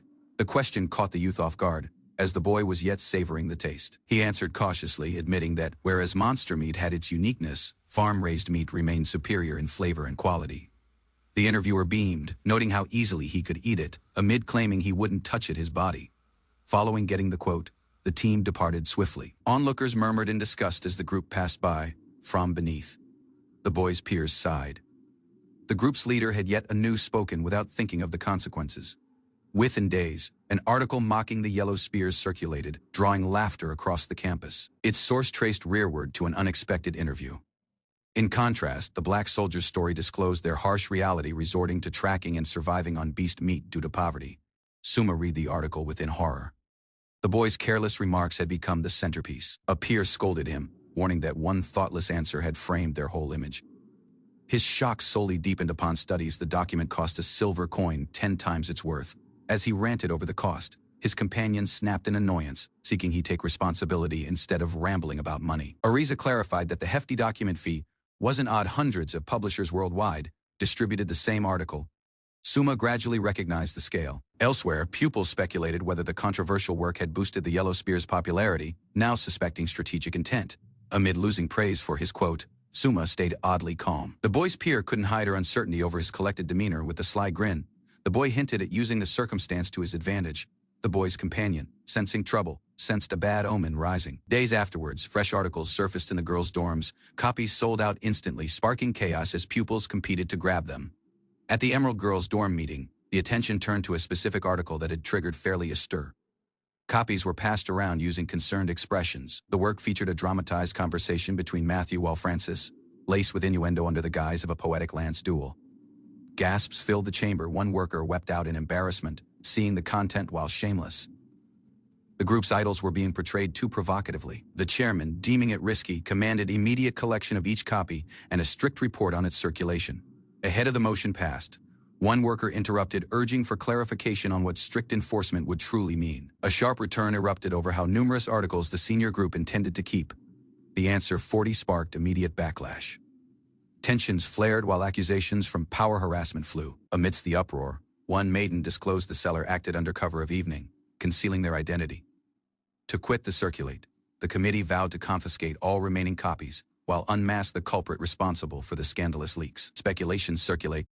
Some assumed the unknown writer was a forceful upperclassman, maybe even someone admired. Theories became with excitement while terror alike. Elsewhere, a maiden from the Black Soldiers clutched the article, asking if her remarks could ever mean anything to someone like Suma. When Suma confirmed Luchika was the writer, the girl turned red with embarrassment, though his encouragement made her grin. Her gift for weaving continuous stories and her consistent work amazed Suma, prompting him to recruit her directly for the writing task. Using fresh roles assigned in the team, Luchika's skills became vital. Suma commended her gift, whereas the girl buried her face in embarrassment. Gratitude to the success. Suma now gained weekly rewards, relishing the financial while strategic gains. As footsteps met, he calmly named all characters were fictional, just stories crafted from imagination, nothing more. Francis, while Matthew strolled through the corridor, puzzled by the unusual stares and rumors from the crowd around them. Ahead of, the girls had kept their distance now. They glanced toward the pair with sparkling eyes and bashful smiles. Elsewhere, Suma wandered solo, considering ways to print the stories further efficiently. Wooden blocks appeared promising, yet risky. A sudden voice halted him. A maiden reminded him from a forgotten promise. Realizing his mistake, the boy panicked under her extreme glare. Moments afterwards, the girl was all smiles, cuddling a fluffy cat Suma had caught. Peace near least toward now was restored. Suma met with a noble maiden who delivered up Kilfrig, informing him she'd be questioning him in Kill's location. Sitting beside him on a bench, she questioned straight why he hadn't informed the truth in the interview. The boy hesitated, softly explaining that he doubted anyone would believe him, even if he had. He disclosed that had he confessed the Black Soldiers overcame the creature, it would have been dismissed outright. Following his gloomy explanation, he rapidly lightened the tone, offering to tell her everything. The girl grinned faintly, reassured by his usual upbeat spirit. Suma leaned within while questioned if the secret could stay between them. The girl blushed and uneasily accepted, overwhelmed by the sudden closeness. He ultimately disclosed his aim to lead their underestimated class to victory and prove their worth. During the team war in July, the group would goal for the top. Though the girl doubted it at initial, his confidence stirred her excitement. They discussed the uncertainty triggered by the medal and the odd recognition from the guild. Something hadn't added up. She speculated that distorted reports guided senior ups to wrongly praise elite students, dismissing the Black Soldiers entirely. Protests about blatant favoritism spilled out, though she insisted not everybody in power acted poorly. A grin formed as he reassured her trust existed due to people like Lily and Kiru. Stretching with newfound energy, he proposed a bold vision. Wouldn't victory feel incredible? Her secluded awe stated anything. Excitement surged within the boy's voice. Confidence radiated out of the boy's stance. The girl stared, amazed by his passion and certainty. Correct as she absorbed his resolve, different questions surfaced. Could someone between the Black Soldiers have leaked sensitive information? Uncertain about spies, the boy offered no proper answer. She agreed it and strolled off, departing behind a curious silence. Solo, the girl's views lingered. The boy's confidence stirred something. Doubt mixed with intrigue as the girl questioned if his methods might really work. Recalling how easily the boy talked of harsh truths, she grinned faintly. Even the part about the rations, the boy hadn't flinched elsewhere. A cloaked figure met the Hornet Company, intent upon seeking replies. Hidden motives stirred beneath the surface, pulling rearward her hood. The maiden disclosed herself with quiet urgency. A single question escaped the girl's lips. Through the secluded alleyway, a cloaked figure stepped onward and halted at a modest doorway. scanning the area before making a move. From within, a youth hurried out in shock, clearly overwhelmed by the sudden appearance of someone he hadn't expected to see again. Tears rapidly filled his eyes as he talked of their fears, explaining how everybody had assumed the worst. Struggling to hold rearward emotion, he sobbed uncontrollably, whereas the cloaked figure coolly admitted there had been reasons to remain hidden. Considering on the past, the survivor solemnly stated he was the solely one departed alive, a truth too heavy to forget. The cloaked learner clarified how her grandfather's influence allowed her entry into the school under discreet circumstances. Concern flashed across the boy's face as he questioned if she was unharmed, mentioning everyone who had been in threat. The girl recalled Matthew, someone she had met ahead of, hinting at his involvement, and possibly his awareness of her presence. Grinning slightly, the girl clarified that Matthew likely wouldn't notice her since she passed as a male between the academy students. By posing as a commoner, the girl could remain hidden in plain sight, unnoticed by those who might otherwise recognize the girls. Wary as walking beside her companion, she reflected on how her grandfather's risky scheme might have been the correct choice after all. A conversation shifted to a recent deal the girl had attempted to sell black soldier rations discreetly, avoiding use of the Hornet name. To the girl's surprise, the managers rejected further aid, saying it was for her own safety due to the Hanma Brook family's involvement. Understanding hit her no matter how much the girl concealed it. The nobles would trace the Hornet's ties and uncover her connection. Though the girl barely passed the entrance test, the girl couldn't abandon the Hornet name despite the growing risks it carried. Materials had nearly vanished when the girl's grandfather selected to abandon the Hornet name entirely. Instead of hazard exposure, he chose her mother's surname, believing it would offer better concealment. Though intended as protection, the disguise made her feel like the girl was rejecting her real identity and her parents' legacy. Tears welled in her eyes as she recalled how the managers, amid their limitations, sensed helpless and heartbroken over her silence. Amid secluded streets, her companion softly reminded her of hunger's sting and urged her to act not as a name, but as herself. Between cheerful classmates, a trio of pupils remained close, carefree, united, and clearly enjoying one another's company. Watching from a distance, the girl stayed unsure how to connect, sensing she'd lose track of them the instant her guard slipped. Yet, determination filled her eyes. The girl resolved to stay close and keep pace, no matter how unpredictable they were. Yet, amid her earlier resolve, carelessness crept in, departing her overwhelmed and exhausted from the work.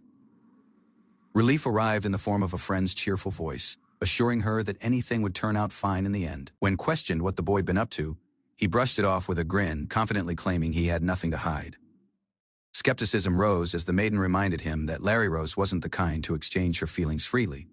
Yet he'd calmly used her nickname. Without pausing, he noted that Larry was still a girl, dismissing any doubts about his harmless conversation with her. Curiosity sparked when he mentioned someone stockpiling rations, moving the tone as the girl's reaction betrayed deeper concern. Amid her unease, she rejected any information, while he shrugged, deciding to hunt for answers and meet on his own. Arrangements for the final team practice were underway, and Suma motivated her to join once preparations were finished. Ahead of the girl could explain her hesitation, Suma leaned in, checking her forehead with concern. Startled by the sudden gesture, she panicked, whereas the boy coolly concluded she was healthy, smiling with relief. Moments afterwards, they readied to leave, yet something lingered in her expression, an unspoken belief she couldn't ignore.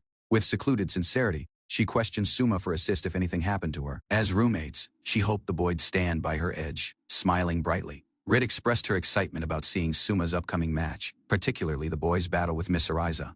Once the group arrived, the teacher gathered the pupils to assign teams for the final simulation exercise. Group battles were structured in 4 versus 4 matches, using ranks determined by losses, while the protection of each team's general.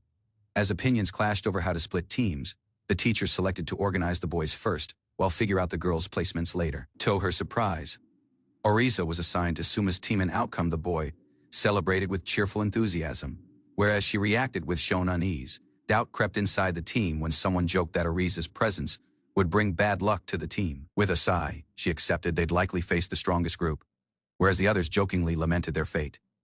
Within the library, their mentor challenged the commotion, surprised to see them already preparing so seriously. Eager to prove personally, the team named they were aiming for the top, despite pressure building from loud predictions. Noticing his teacher's stress, Suma offered assist sincerely, urging if things weren't happening as planned behind the scenes. With a heavy sigh, the instructor admitted he not anymore remembered why he continued studying, lost in hopelessness. Following a pause, he disclosed the motive: his sister's illness, which had driven his every effort so far. He'd attempted creating a special medicine, one funds couldn't buy, balancing his role as both alchemist and pharmacist. Amid all attempts, the cost of fresh treatments compelled him into uneasy deals, including work for the black soldiers. In a secluded chamber, his sibling Ranjin sat weakly, refusing food, her condition slowly worsening as he carried the burden alone. The teacher confirmed what the group feared: his sister's absence of appetite posed real danger if it continued.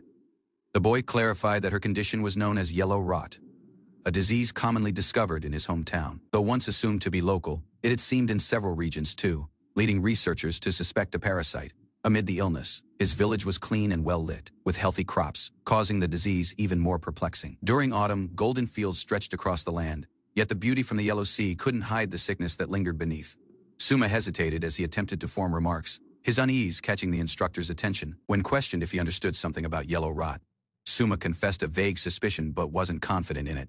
Desperation accepted a cross while the teacher urged him to share anything, no matter how small, clinging to hope. Preparing to speak, Suma accepted a step onward, ready to ask an important question about the instructor's sister's condition. Suma and the boys' team visited the infirmary to inquire about a rare illness afflicting his sibling. The doctor listened cautiously as the group described her symptoms. As Suma clarified the yellowing of her skin and pale complexion, the doctor's face became grave. He recognized the signs immediately. 2 weeks afterwards, Suma's group shifted attention. Everybody started preparing for the upcoming battle, forming teams and practice under Suma's guidance. During the rainy season, the group smoked rations to preserve meals. Suma clarified the method to the startled mentor. The instructor slowly warmed up to the group, helping preserve meat and interacting more, though still awkward among the pupils. Suma met the teacher and asked about any recent news from the boy's hometown, hoping for updates regarding his sister's condition. Using a distant gaze, the teacher confessed there had been no answer. Suma realized that the instructions the boy offered should have produced a response by now. Doubt crept within. Suma began to question his assumptions, feeling the boy might have misunderstood the circumstance entirely. Wary his pupils welcomed a cheerful newcomer, the instructor's sudden behavior became erratic, startling everyone as he disrupted their activity. Without warning, the teacher fell. Panic circulated as Suma called the boy's name, unsure what had just happened. Ranjin seemed ahead of her sibling, smiling brightly and calling out to him, stunned. He rushed to her, overwhelmed and confused. The boy embraced her tightly, yet doubting if she was really there. The girl confirmed her identity and shared that the letter's instructions had assisted her recover. With teary eyes, she clarified that she wanted to come the moment she regained her strength. Overcome with emotion, her brother knelt before her as she thanked him from the heart. The team observed in awe, realizing Suma's guidance had truly saved the girl's life.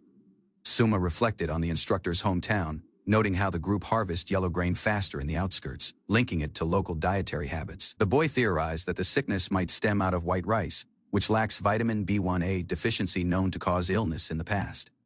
As the teacher welcomed his sibling with a smile, the boy learned that understanding vitamins and countermeasures had only come much later in history.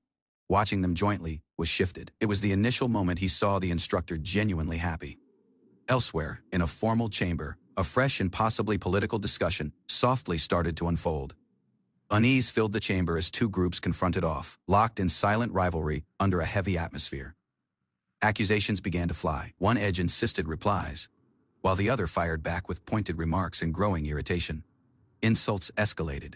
One faction criticized the other's wealth and arrogance, whereas the group's rivals dismissed the argument with smug confidence. The standoff intensified. Both leaders exchanged sharp glares, silencing the crowd with the group's presence solo. Insists turned direct spies disguised, while mechanics were accused of tampering with a dragon. Pledges to matter warnings weren't sufficient. Tensions stayed unresolved. A blunt question struck difficult: was the red-armed beast really taken down by him? Doubts lingered, yet the gossip persisted. Skepticism trailed. Combat experience was challenged, though one edge hesitated to make assumptions too rapidly. Basic academy rules required beast subjugation ahead of admission. Technically, all pupils had met the requirement, yet not all efforts were equal. Recollections surfaced: the boy once landed the final blow on a weakened beast during a team hunt, barely sufficient to count annoyance boiled across. Without confidence, claims should be kept quiet, especially before those demanding proof and strength. Fury erupted. Accusations of exaggeration while dishonesty were yelled across the chamber. One edge insisted accountability for any rests told. A hand stretched onward, seeking full disclosure. Each detail related to the spies must be surrendered immediately. Unease rose even senior as an implied demand to submit as an underling surfaced, crossing a line that amazed onlookers. Rejection trailed swiftly. Allegiance had beforehand been given to the crowned initial prince. Barbaric behavior had no location between the group's ranks. A mocking grin seemed rank disparity was thrown in his face. Being next lowest in group, arrived with no fear or respect. Clenched fist interrupted the rising unease. Eyes locked while emotions stirred past events were being dragged to the surface. Mocking remarks hit deep. Defeat to a Viscount's prodigy was employed to undermine pride, driving further inside humiliation. Silence swept across both groups. Each edge remained firm, expressions tense, refusing to show weakness. Annoyance boiled across. The instigator cautioned them not to test his endurance ahead of storming out, leaving doors rattling in his wake. Rumors trailed the boy's exit. A single voice shattered out, labeling out his behavior, summing up the sentiment shared by the whole room. A sudden understanding hit. Gossip about the red-armed bear had originally started with someone from their own group. Francis confessed he believed it would assist establish their presence. Intention wasn't malice, just naive ambition. Asks flew fast had he truly overcame the beast. His hesitant answer solely deepened the uncertainty and suspicion. He scrambled for justification, citing a household history of beast tracking and a role in the nation's defense. Doubt lingered. The boy's peers identified the bluff, though one admired his boldness. Inwardly, everyone challenged how selfless or foolish he really was. Whereas some noticed it as weakness, others believed Francis only wished to restore his family's honor, even if it meant bending the truth. Gossip circulated further. Mockery trailed. Yellow classes dropped to 5th location, increasing strain to improve performance in upcoming battles. With suspicions now shifted, one question echoed: who really overcame the red-armed beast? The beast had plainly shaken even the fiercest pupils. He considered all possible culprits, including initial seasons, and recognized proper intel was necessary. Further spies would be required. A firm vow was made. Anything the boy had would now be devoted to gathering information. Intel was all he could offer. Bandaroo strolled the corridor, determined to hold someone responsible. The Crown Prince's importance was clear, but the boy too had the boy's own goals. Staring out the pain, the boy reflected on unfinished tasks. Hornet echoed in the boy's views, a reminder of what must be resolved coming. Following a successful hunt, the team gathered around the group's fallen prey, pleased with their progress, motivated by the group's rhythm. Suma suggested continuing at the equal pace. The boy's ability at avoiding blood splatter was noted by his teammates. Just as he chuckled, a sudden arrow hit the tree, coming to him with intense force, startling everyone. An arrow had flown dangerously close, causing an instant from panic. Though unharmed, Suma apologized. One teammate examined the embedded arrow, amazed by the power beneath it out of such a long distance. The team observed that Obit's fresh skills, archery skills, and power of steel had awakened, surprising his comrades. They discussed the significance of great firepower in many range attacks, amazed by how much stronger Obit's shots had become.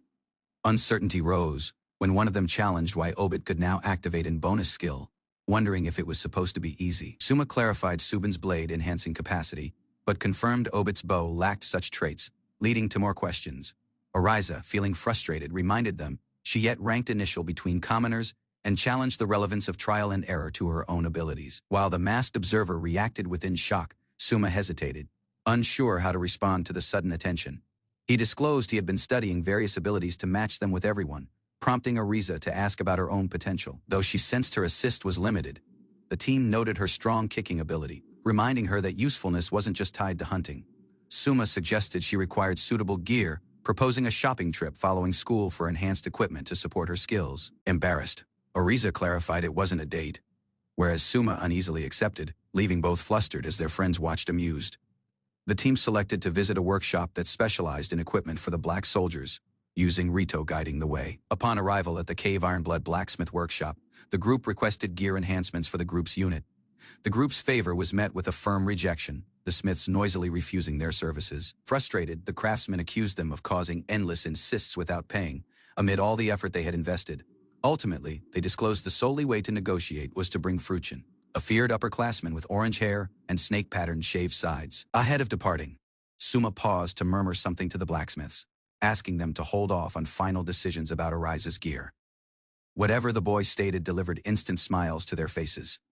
They accepted to assist, their rage replaced by cheerful laughter. Turning down an invitation to drink, Suma informed everyone he had details to sort out, calmly walking off with a grin. Rito realized Suma had secretly paid a sizable sum, calling it an investment in his friends without pausing. Rearward at the dorms, Ariza expressed uncertainty over Suma's unknown actions, still unsure what exactly he was up to this time. Oriza reassured Rit that Suma wouldn't cause any trouble, though the girl confessed some concern. With a grin, she clarified she had questioned Suma to avoid anything reckless, then watched Rit rush off with understanding. Amid her remarks, Oriza attempted to distance herself, not wanting to be dragged into any new problems, but her thoughts lingered on Rit. Elsewhere, Suma attempted a sales pitch at a market, solely to be informed he needed a business license. Panicking, the boy recognized he didn't have one. The terror of losing all his difficult gains left him devastated and overwhelmed. At a formal study, Rit and Suma stayed for the outcomes. The schoolworker came back with an assessment of their submitted items. To their shock, the total worth amounted to $7,500 in mixed currency, departing Suma amazed. The group celebrated with a cheerful grade 5 at the Adventurers Guild, thrilled by their unexpected success. By paying 5 silver coins, the group secured a guild pass, giving them the correct to legally sell their products. Suma commended Rit for his assist, jokingly labeling him a CEO's son. Rit, startled, rejected it, plainly confused by the assumption, clarified that Rit's reactions to money and somewhat of intuition led him to suspect Rit came from a wealthy background. Rit, following hesitating, confirmed the guess and stated he would additionally handle a fair share of the profits this time. Their conversation was interrupted by a familiar face, a male Suma had met ahead of, who strolled in unexpectedly. The boy turned out to be the adventurer involved in the forest incident. Out of earlier, as they shared a desk, the team exchanged updates, with Suma explaining their current venture of trading forest goods. The male introduced his body as Prawn, realizing he had not once shared his name before. Suma responded courteously, albeit somewhat awkwardly. Suma confessed that even if they were pupils, their group was considered hopeless, and Rit asked if he could drop the formality. Prawn clarified the boy was there to discuss the Red Arm Bear incident and to praise whoever was responsible for defeating it. Taken by surprise, Suma struggled to answer when asked who subdued the monster. He uneasily claimed they hadn't seen the culprit, insisting the beast was overcame, whereas they weren't looking. Prawn clarified they'd been searching for someone powerful sufficient to defeat a Red Arm Bear, assuming it had to be a royal knight. When the schoolworker mentioned a learner, Prawn was stunned. The description hinted near someone just like Suma. It was disclosed that the subjugator was a 13-term age student, causing visible shock across the table. Prawn dismissed the notion, even a prodigy, the boy argued, couldn't defeat such a beast. All signs pointed to an adult strength. He speculated further if the beast was uninjured, and someone really bested it, that presence in the woods posed a much greater threat. Suspicion became while Prawn noted something odd. The boy's instincts informed him details weren't adding up. Suma attempted to deflect by focusing upon the outcome the Red Arm Bear was overcame, regardless of the method. Rit, elsewhere, panicked softly, unconvinced. Prawn announced his intent to escalate the matter, planning to report anything to senior authorities for further investigation. Rit suggested the group leave rapidly. Suma accepted, realizing the group might have pushed their luck too distant. Bayon Suma sighed, using relief.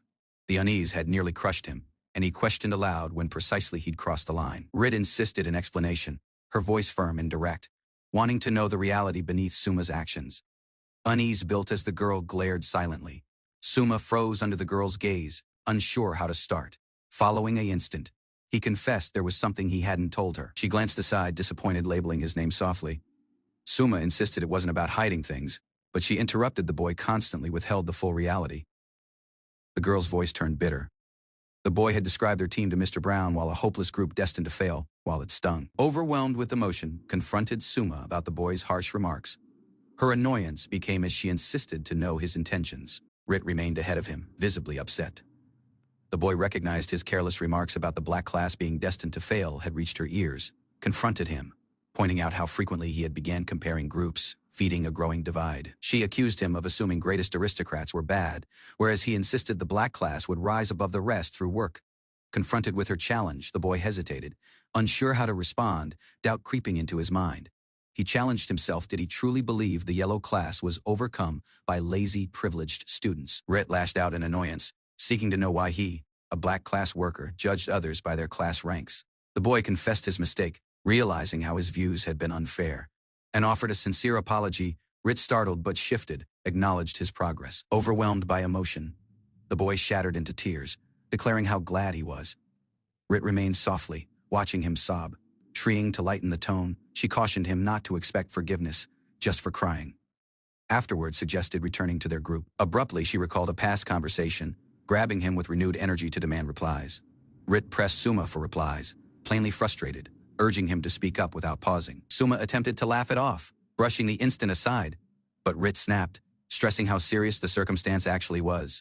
With urgency in her voice, Rit cautioned him that if the yellow class got exposed for lying, the group despised him entirely. He defended his body, claiming no ill intent, but Rit noted how obvious his involvement would appear. Losing endurance, she emphasized how risky the yellow class could be, whereas Suma raised his hands, unsure how to calm her down. Rit expressed annoyance, admitting jealousy over Suma's carefree attitude, whereas he dismissed the matter as the yellow class's problem. Though Rit reminded him the falsehood about defeating the Red Arm Bear wasn't their fault, she couldn't shake the unease growing within. Afterwards, the two stumbled upon a public notice pinned at the academy. Drawing curious attention out of passing students, the announcement confirmed a learner from the yellow class had been suspended towards spreading fake information. Seeing the consequence unfold, Suma was overcome by guilt, thinking his earlier remarks had contributed to the punishment. Gossip circulate between pupils, blaming him for the suspension, and even accusing him of disrupting their meat supply. Just as unease rose, one of the yellow class pupils seemed and confronted him about exposing their lie.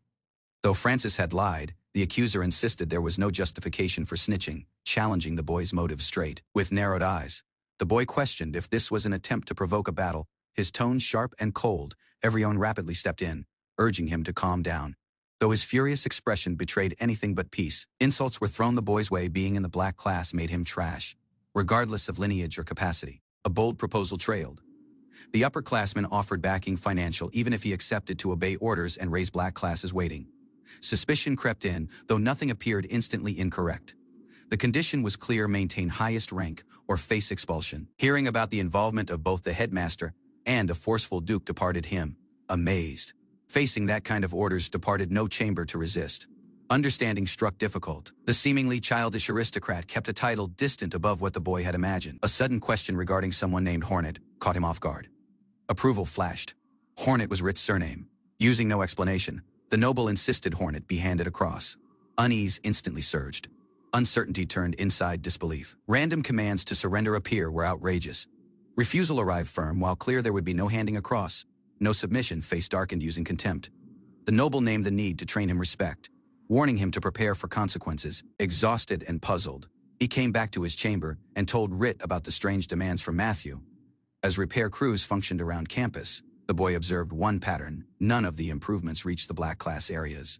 Laughter masked the sting from being excluded. Rit and the boy joked, but the reality sensed heavy elsewhere. Pupils celebrated as rice supplies were restored elsewhere. He confidently announced securing food for their class. Report from upcoming group battles dropped. The boy's eyes locked upon the final match. Black class was set to face yellow class. Group battle results sparked shock. Rit strolled off, watching uneasy, just as he recognized yellow class was their opponent. Electric unease filled the air when the boy stumbled into yellow class's territory. Eyes locked upon him using suspicion. Multiple yellow class pupils ridiculed his presence, reminding him that being lower ranked didn't justify stepping into their space. Rearward with his team, he rallied the black class for extreme training, knowing what was at stake in the upcoming match. Elsewhere, Matthew confirmed anything was unfolding as the boy arranged. This confrontation was no coincidence. Arranges were set within motion. Yellow class aimed to crush black class entirely, while claim the highest rank without question. Matthew rallied the boys' peers, stirring them with fiery determination and confident commands. Laughter echoed as some pupils calmly ridiculed black class, already assuming an easy win. Labeling Francis aside, Matthew addressed him using a calm yet firm tone. A strict warning trailed. No one was to lay a hand on black class ahead of the official match. Matthew's strategy was calculated, and the boy desired nothing to disrupt his perfect scheme.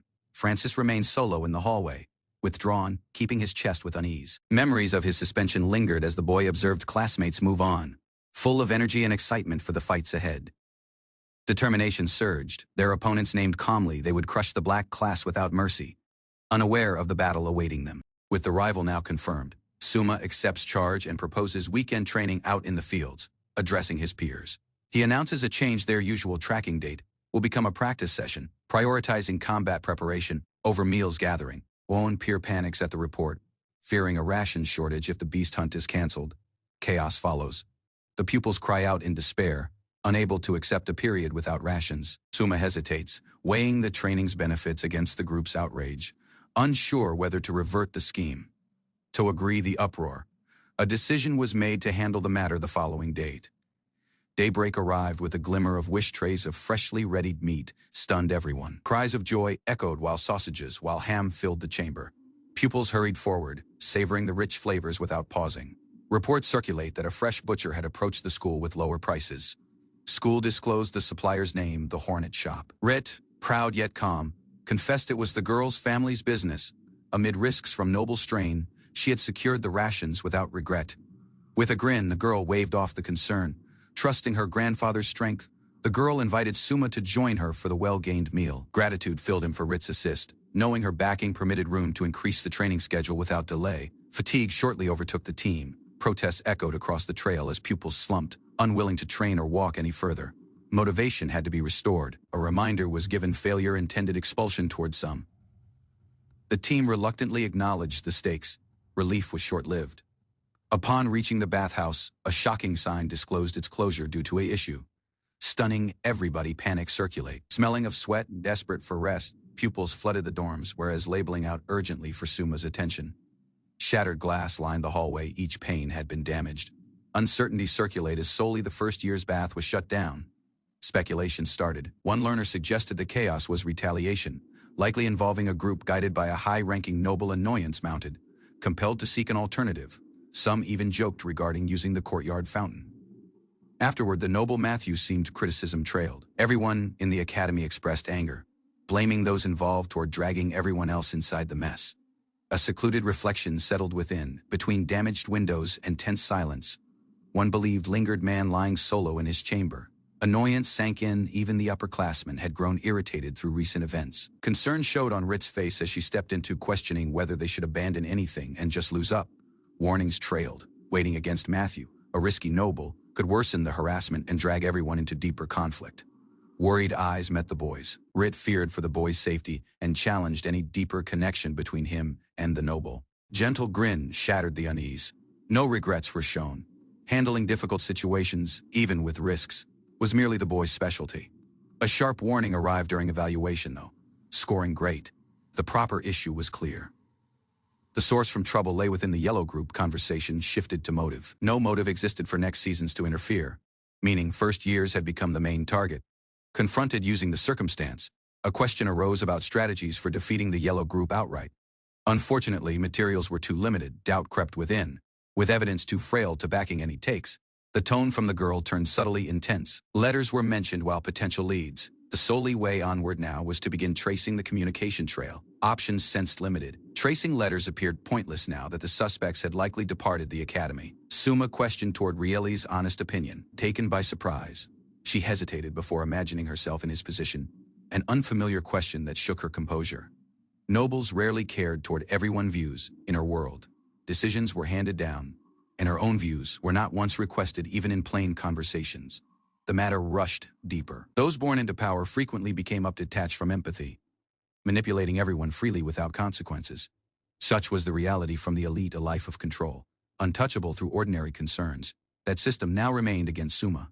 If evidence was the solely way onward afterward, that's what had to be found. Suma steeled his body for steps. Arranges kicked off using a chaotic visit to Furuchin's chamber. Startled while tied up, Furuchin insisted to know what was happening on. With a cheeky grin, Suma questioned for assist sneaking into the yellow dorm, or, as a backup, a trip to the workshop. Evening dropped as a cloaked figure shifted through the dorm halls. Silence filled the corridor. No one appeared to be around. Information checked out. The initial seasons were upstairs. Departing the hallway clear, slipping inside a chamber, the investigation officially started. A surge from unease pulsed through him. To avoid suspicion, Suma activated Lightning Baguto, while ready to move rapidly. With a swift dash and careful silence, he slipped through the corridor and stepped into the chamber destination, Matthew's quarters. Surprise filled the boy's face. The quarters chamber had an elegant bath while fully furnished space. This rank from luxury was unexpected, even further shocking. The residents had their own private rooms, a distant cry from what his group experienced. A drawer closed the desk caught the boy's attention. Within lay an unknown volume, its appearance formal, possibly valuable. Something wasn't correct here. Suma flipped through the volume, wishing to locate evidence. The neat writing lifted suspicion it might be a diary or personal records. As sheets turned, something unusual caught the boy's eye. Uncertainty set in when he observed odd symbols. This volume wasn't ordinary near all.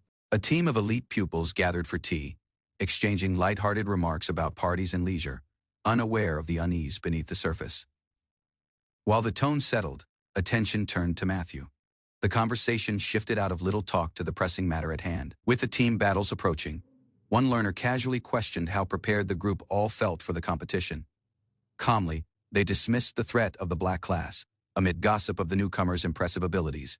But one learner became grave, warning that if they faced black class's strongest, things might not go their way. Wary as walking through the corridor, Francis challenged Matthew about the strength of the rival group and whether he wished to switch classes. Matthew clarified that group changes were rare and offered no proper benefits, especially for those already placed in the yellow class. Annoyance welled up in Francis as the boy insisted Matthew deserved to be between the elite and the blue class. In answer, Matthew encouraged him to let go of the believed and move forward without resentment. With calm conviction, Matthew expressed the boy's secluded pride in merely being part of the yellow class. Francis glanced startled when Matthew confessed he valued the yellow class simply because his friends were part of it. In different part of the academy, concern grew across shifting school power, while the senior students, including the royal heirs, began graduating. With resolve, Matthew vowed to rise above everyone, aiming to lead the yellow class through strength while resolve. The boy afterward proposed uniting yellow and blue classes into an alliance that could dominate the academy, gaining enthusiastic support.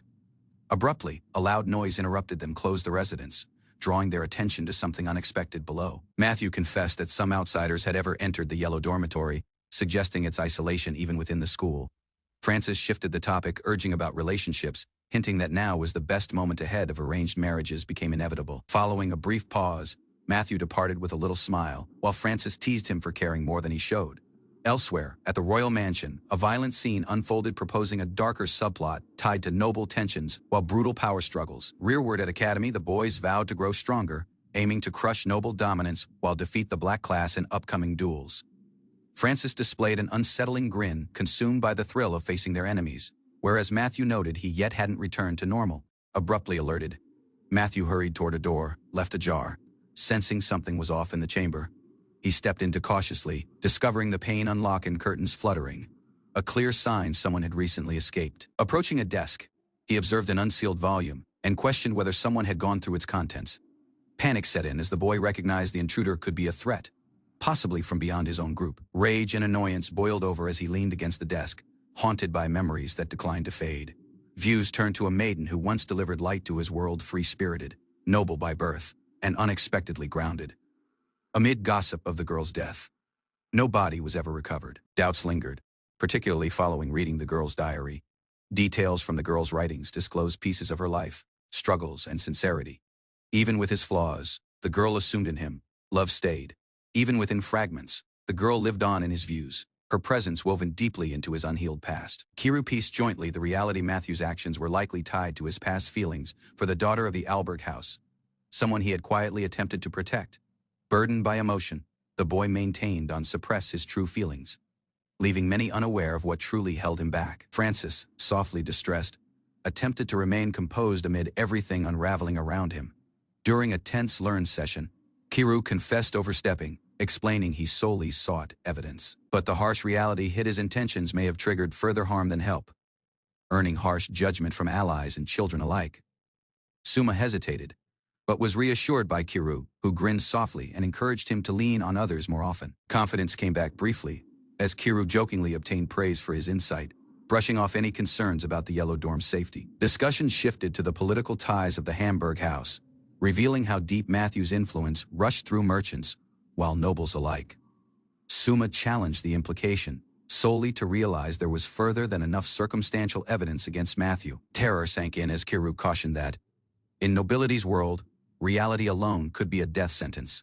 Kiru cautioned that revealing secrets regarding the Black Dorm could lead to deadly consequences, urging stronger protection. He clarified Matthew's fixation on the daughter of the Augsburg home and his desire to protect Rit, who shared household ties.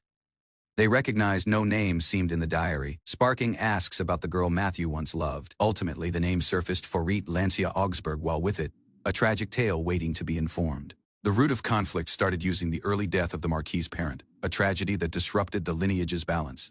Following his passing, the Marquis departed beneath a complex family, several wives and numerous children, each tied to noble blood. Between them, the eldest son was born from a baron's lineage, whereas the next hailed from a duke's family, creating tension Power struggles erupted, using the stronger elder sibling poised to win.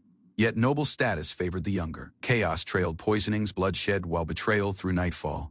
The estate burned while all related to the Marquis perished. To end the bloody feud, the king resolved to destroy the Ogberg household. Nobles were divided, some backed the duke's son, everyone the barons. The discussion shifts when Matthew is disclosed to be in love with someone from the equal bloodline. Raising asks about her connection to Rit. Suspicion rises as it's mentioned that someone had privately stepped into Matthew's room, causing more confusion between the two. The group agree to keep it secret from Rit to avoid upsetting the girls, knowing it would make her anxious. Afterwards, peace comes back. Gratitude to Kiru, no one dares to provoke the Black Dorm anymore. Their presence stirred terror. Suma suspected one of them was beneath the growing unease. Within, Ferruchin was enraged. Seeing the aged guard stationed beyond puzzled him. The group's age didn't match the threat rank. Yet, the boy cautioned Suma not to be reckless. Those knights might be aged, but the group weren't frail. It turned out the older one was a retired frontline warrior. His practice not once ceased, causing him a formidable obstacle.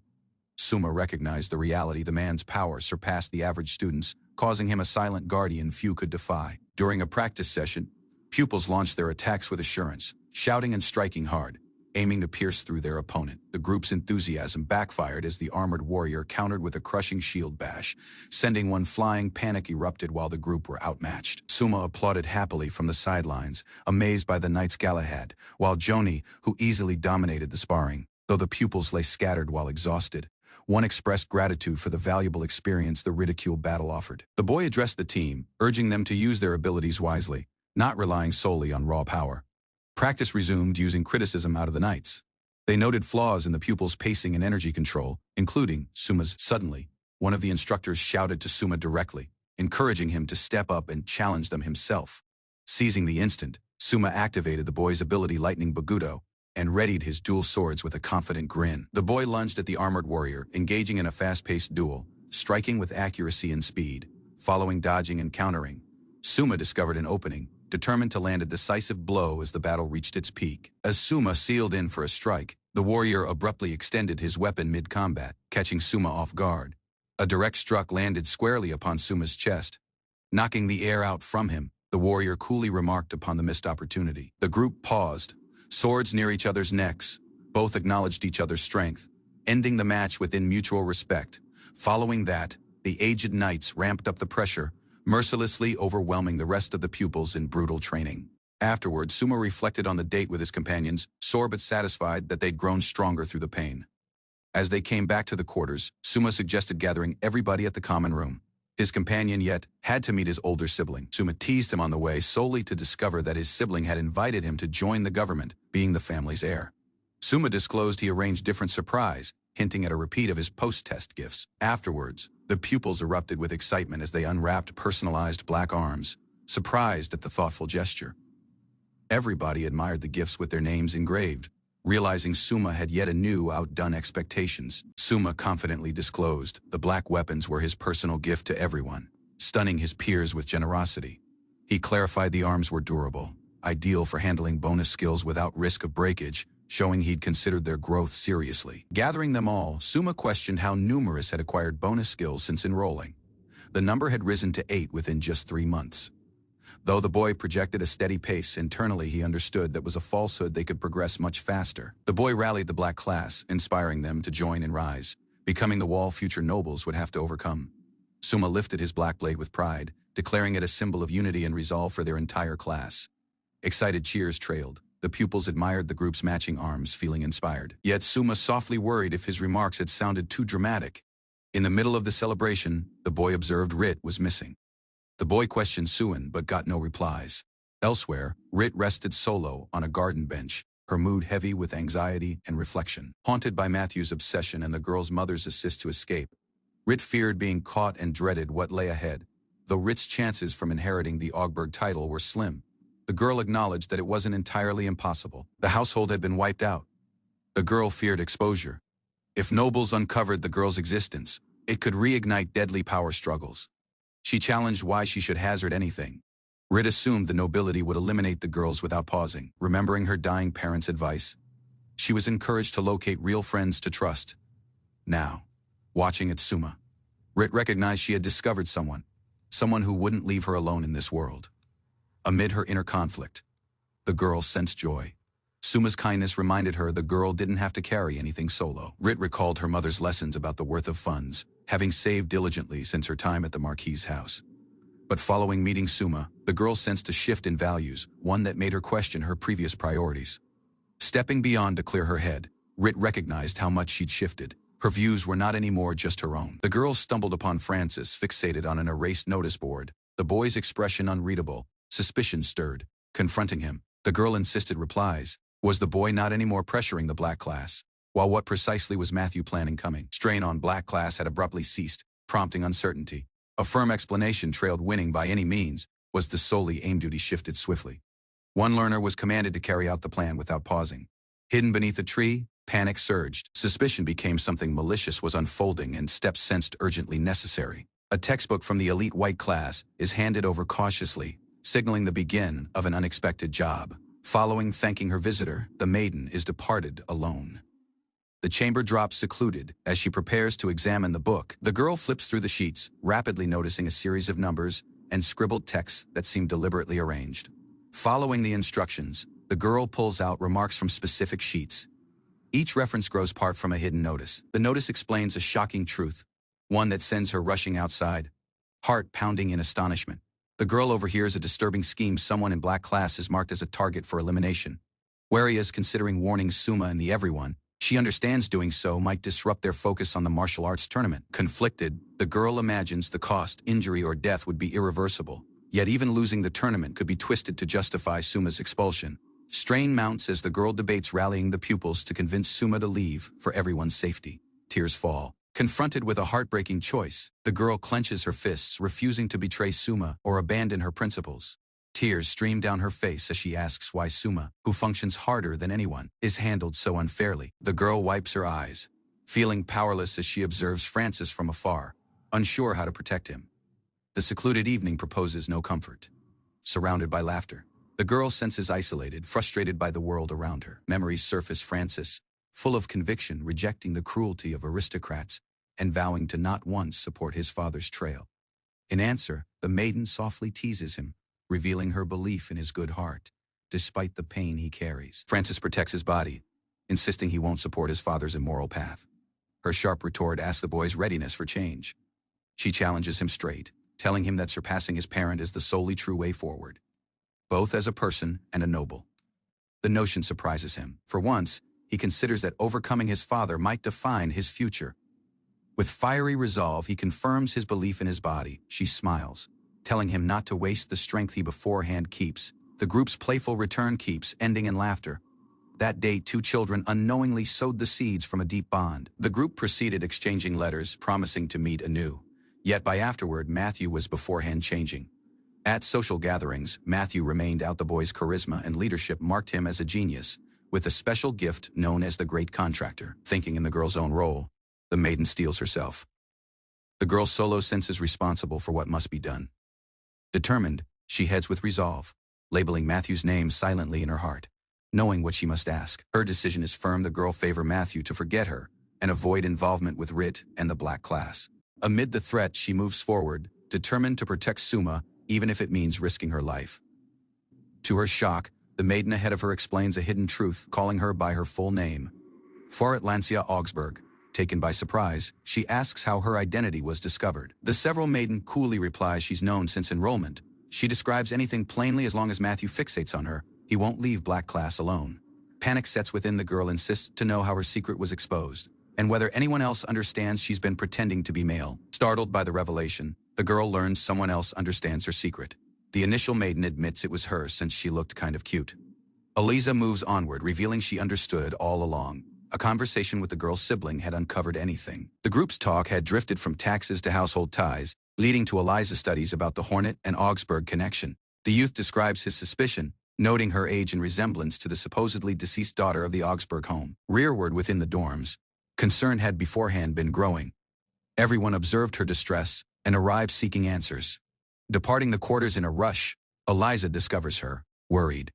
The urgency in the girl's voice surprises everybody. Rielrose talks coolly, explaining she understood how dire the circumstance must have been to force such a deep secret.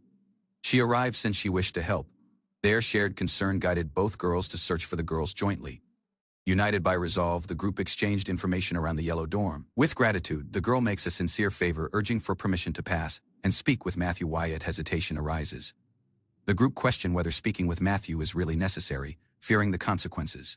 Her trail is stopped. Eliza and Real Rose insist she can't meet Matthew straight. If the girl wishes to remain hidden, messages must be relayed through safer means. The group's concern touches the girl's tears threaten to fall, but she keeps rearward, overwhelmed by their backing. Amid that, she says on solving the matter herself. Her views momentarily scatter, but she explains Francis's scheme to restructure black class. Eliza begs with her to unlock up, telling her that they're there to listen and help. Real Rose insists replies. As a Scarlet class learner, she says on knowing what's really happening. A secluded pause lingers as a supportive hand rests on the girl's shoulder, grounding her in the instant, seated jointly. The girls consider the stakes. If the girl can reach Matthew, she might be able to quit Francis. The group reflect upon the prince's influence. Everybody competes for his kindness, but she can't win this solo. Eliza pushes the girls to let go of the trouble. Facing threats solo isn't strength, it's recklessness. Cornered by emotion and guilt, she's questioned the harsh reality. Would Suma ever forgive her if he learned anything? She rests overwhelmed by royal strain. Though aware of the threat, the girl now has no notion how to respond. In a secluded corner of the academy, 3 girls gather while one struggles using doubt. Different, calm, and confident, suggests a straightforward way to move onward. Shifting the mood, drawing strength from Suma's example, the girl reminds them what the boy would do, face hardship as a team. Motivated, everyone begin to believe in unity. Though the aristocrats are ruthless, Real Rose yet chooses to assist. The girl's unexpected backing leaves everyone questioning her motives. Yet intrigued by her resolve, memories from Suma's solo battle awaken a meaning of duty. With newfound determination, she announces no one will battle solo again. Eliza smiles warmly, voicing gratitude toward being caught. The girl's tone eases the atmosphere, bringing a brief instant of peace between them. Real Rose hesitates, admitting the girl's desire to avoid Suma. Her honesty surprises everyone, but the group accept her feelings without judgment. Amid Real Rose's concern over having nothing to offer in exchange, everyone reassure her it's not important. Backing, not reward, is what matters to them. A cheerful notion lights up Eliza's face. The girl jokes playfully, praising Real Rose's practical mindset. Jointly, they form a pact. Whenever one struggles, the several two will constantly step in to help. Real Rose asks the sincerity of their promise, uncertain if such remarks hold any real weight. The girl's doubt lingers, exposing the girl's guarded heart. As panic starts to rise, her companions rapidly reassure her. Amid her fears, they insist their backing is proper and unwavering. Softly, everyone offer their hands, supportive her to stand, overwhelmed by kindness. The girl silently questions how much further her heart can handle. Without pausing, the group declare a pact, an alliance of trust between the 3. Bonds created through choice, not obligation. From that instant on, the group's connection becomes unbreakable, promising to final forever. Eliza confidently announces her loyalty, promising to not once forget the alliance they've made. The girl's voice carries conviction while warmth. The girl pushes Rit to speak freely. With seriousness, the group agree that this promise must remain their shared secret, binding them jointly in trust. Overcome using emotion, Rit expresses sincere gratitude. Tears of joy run down her cheeks as the girl gratitude her companions for accepting her. As the meeting wraps up, they glance to Real Rose for the coming step, trusting her instinct and leadership without pausing. Though uncertain, Real Rose explains a notion, one that might just change anything. A grave discussion unfolds while Suma listens closely to Eliza, while Rit, who analyze the current threat and evaluate the black class's strengths. Concern builds across nighttime vulnerability. Whereas one guard observes over them, it is clear bonus precautions are necessary. Suggestions to tighten security handle shape rapidly. Confidence within Eliza's strategy leads to its presentation to the guards. Approval follows swiftly, while defensive preparations start. Barricades, traps, and camouflage set into location. Gratitude to the upgraded measures, intruders attempting to breach the residence are swiftly apprehended. Gossip from increased surveillance circulate. Annoyance brews while one learner suspects betrayal, unaware of how deep the changes run. Unease spreads while actions to the black class grow suspicious. Moving against them now risks exposure while backlash. Conflicted views swirl whereas one learner debates his role. Even following doing so much, he senses pressure to continue digging for replies, to protect others.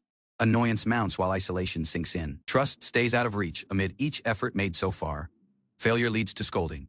Disappointment replaces backing. and murmured threats underscore just how fragile the circumstance has become.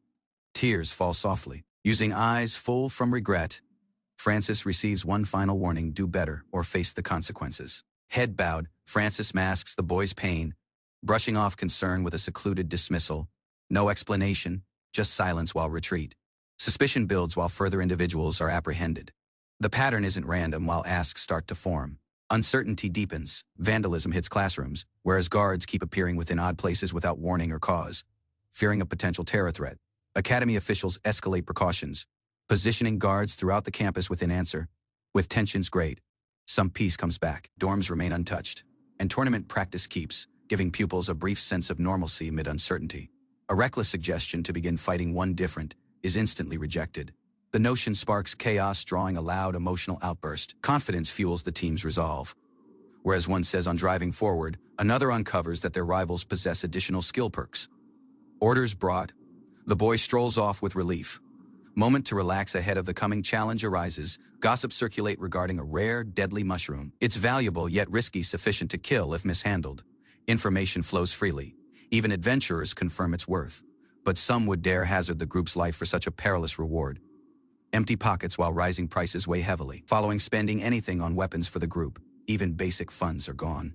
The rare mushroom's worth is too tempting to ignore. A flash from doubt crosses the boy's mind: could this be bait? Yet logic is rapidly brushed aside using a confident laugh. Without pausing, the boy races into the forest, full of energy and hope. Funds motivates further than caution. Excitement turns to surprise as the boy spots everyone close. Curiosity leads him deeper, ambushed. The boy's instincts were correct all beside, but now it's too late. Understanding hits too late. It's a trap. Mocking voices confirm the setup. Greed toward funds had made him predictable, surrounded. The boy's commanded to act strain mounts as the circumstance shifts from suspicious to dangerous. A familiar face emerges: Matthew. Shock floods within, while something massive looms beneath him, hidden in the shadows. With a twisted grin, Matthew explains the reality. The creature beneath the bars isn't just bait, it's an arm intended to kill. Terror rises. A red-armed beast, stronger than anything confronted ahead of, glares through the cage. This moment, survival isn't guaranteed. A pendant swings in Matthew's hand as the boy takes control over the beast. Panic spreads. This shouldn't be possible. Rage erupts. Rage-fueled remarks reveal a deeper grudge as the boy unleashes the beast, driven by obsession and vengeance. Tears mix using fury. Seasons of humiliation, rejection, and shame spill out the boy's pain, laid bare in a torrent of emotion and blame. Without mercy, the boy utters a final word. Control charm within hand, the boy issues the command to kill. Cage flies unlock while the red-armed beast charges. No turning rearward, death races onward under Matthew's command. The red-armed beast explodes out of its cage, jaws wide while roaring, responding to the control charm on its head. A forceful shockwave sends Matthew crashing to the floor. The charm drops out of the boy's hand, scattering beads across the grass. Scrambling in panic, the boy seizes the pendant anew, trying to regain control. The boy's hands tremble as the boy lifts it. It's too late. The beast not anymore responds. Terror overtakes him while the enraged beast turns on its former master. A blur slices through the chaos. Suma's blade strikes clean. The boy's zero slash lands ahead of the creature can finish its rampage. Suma understands the boy's assault didn't work. The boy pushes Matthew to get up and flee, knowing they can't win head-on. Without pausing, the boy lifts Matthew onto his rearward and bolts. The beast charges close beneath, focused solely upon escape. Suma blocks out anything. He pushes onward, ignoring Matthew's uncertainty and terror. Determined not to fall, Suma charges through the forest. No matter what, the boy refuses to die in that location.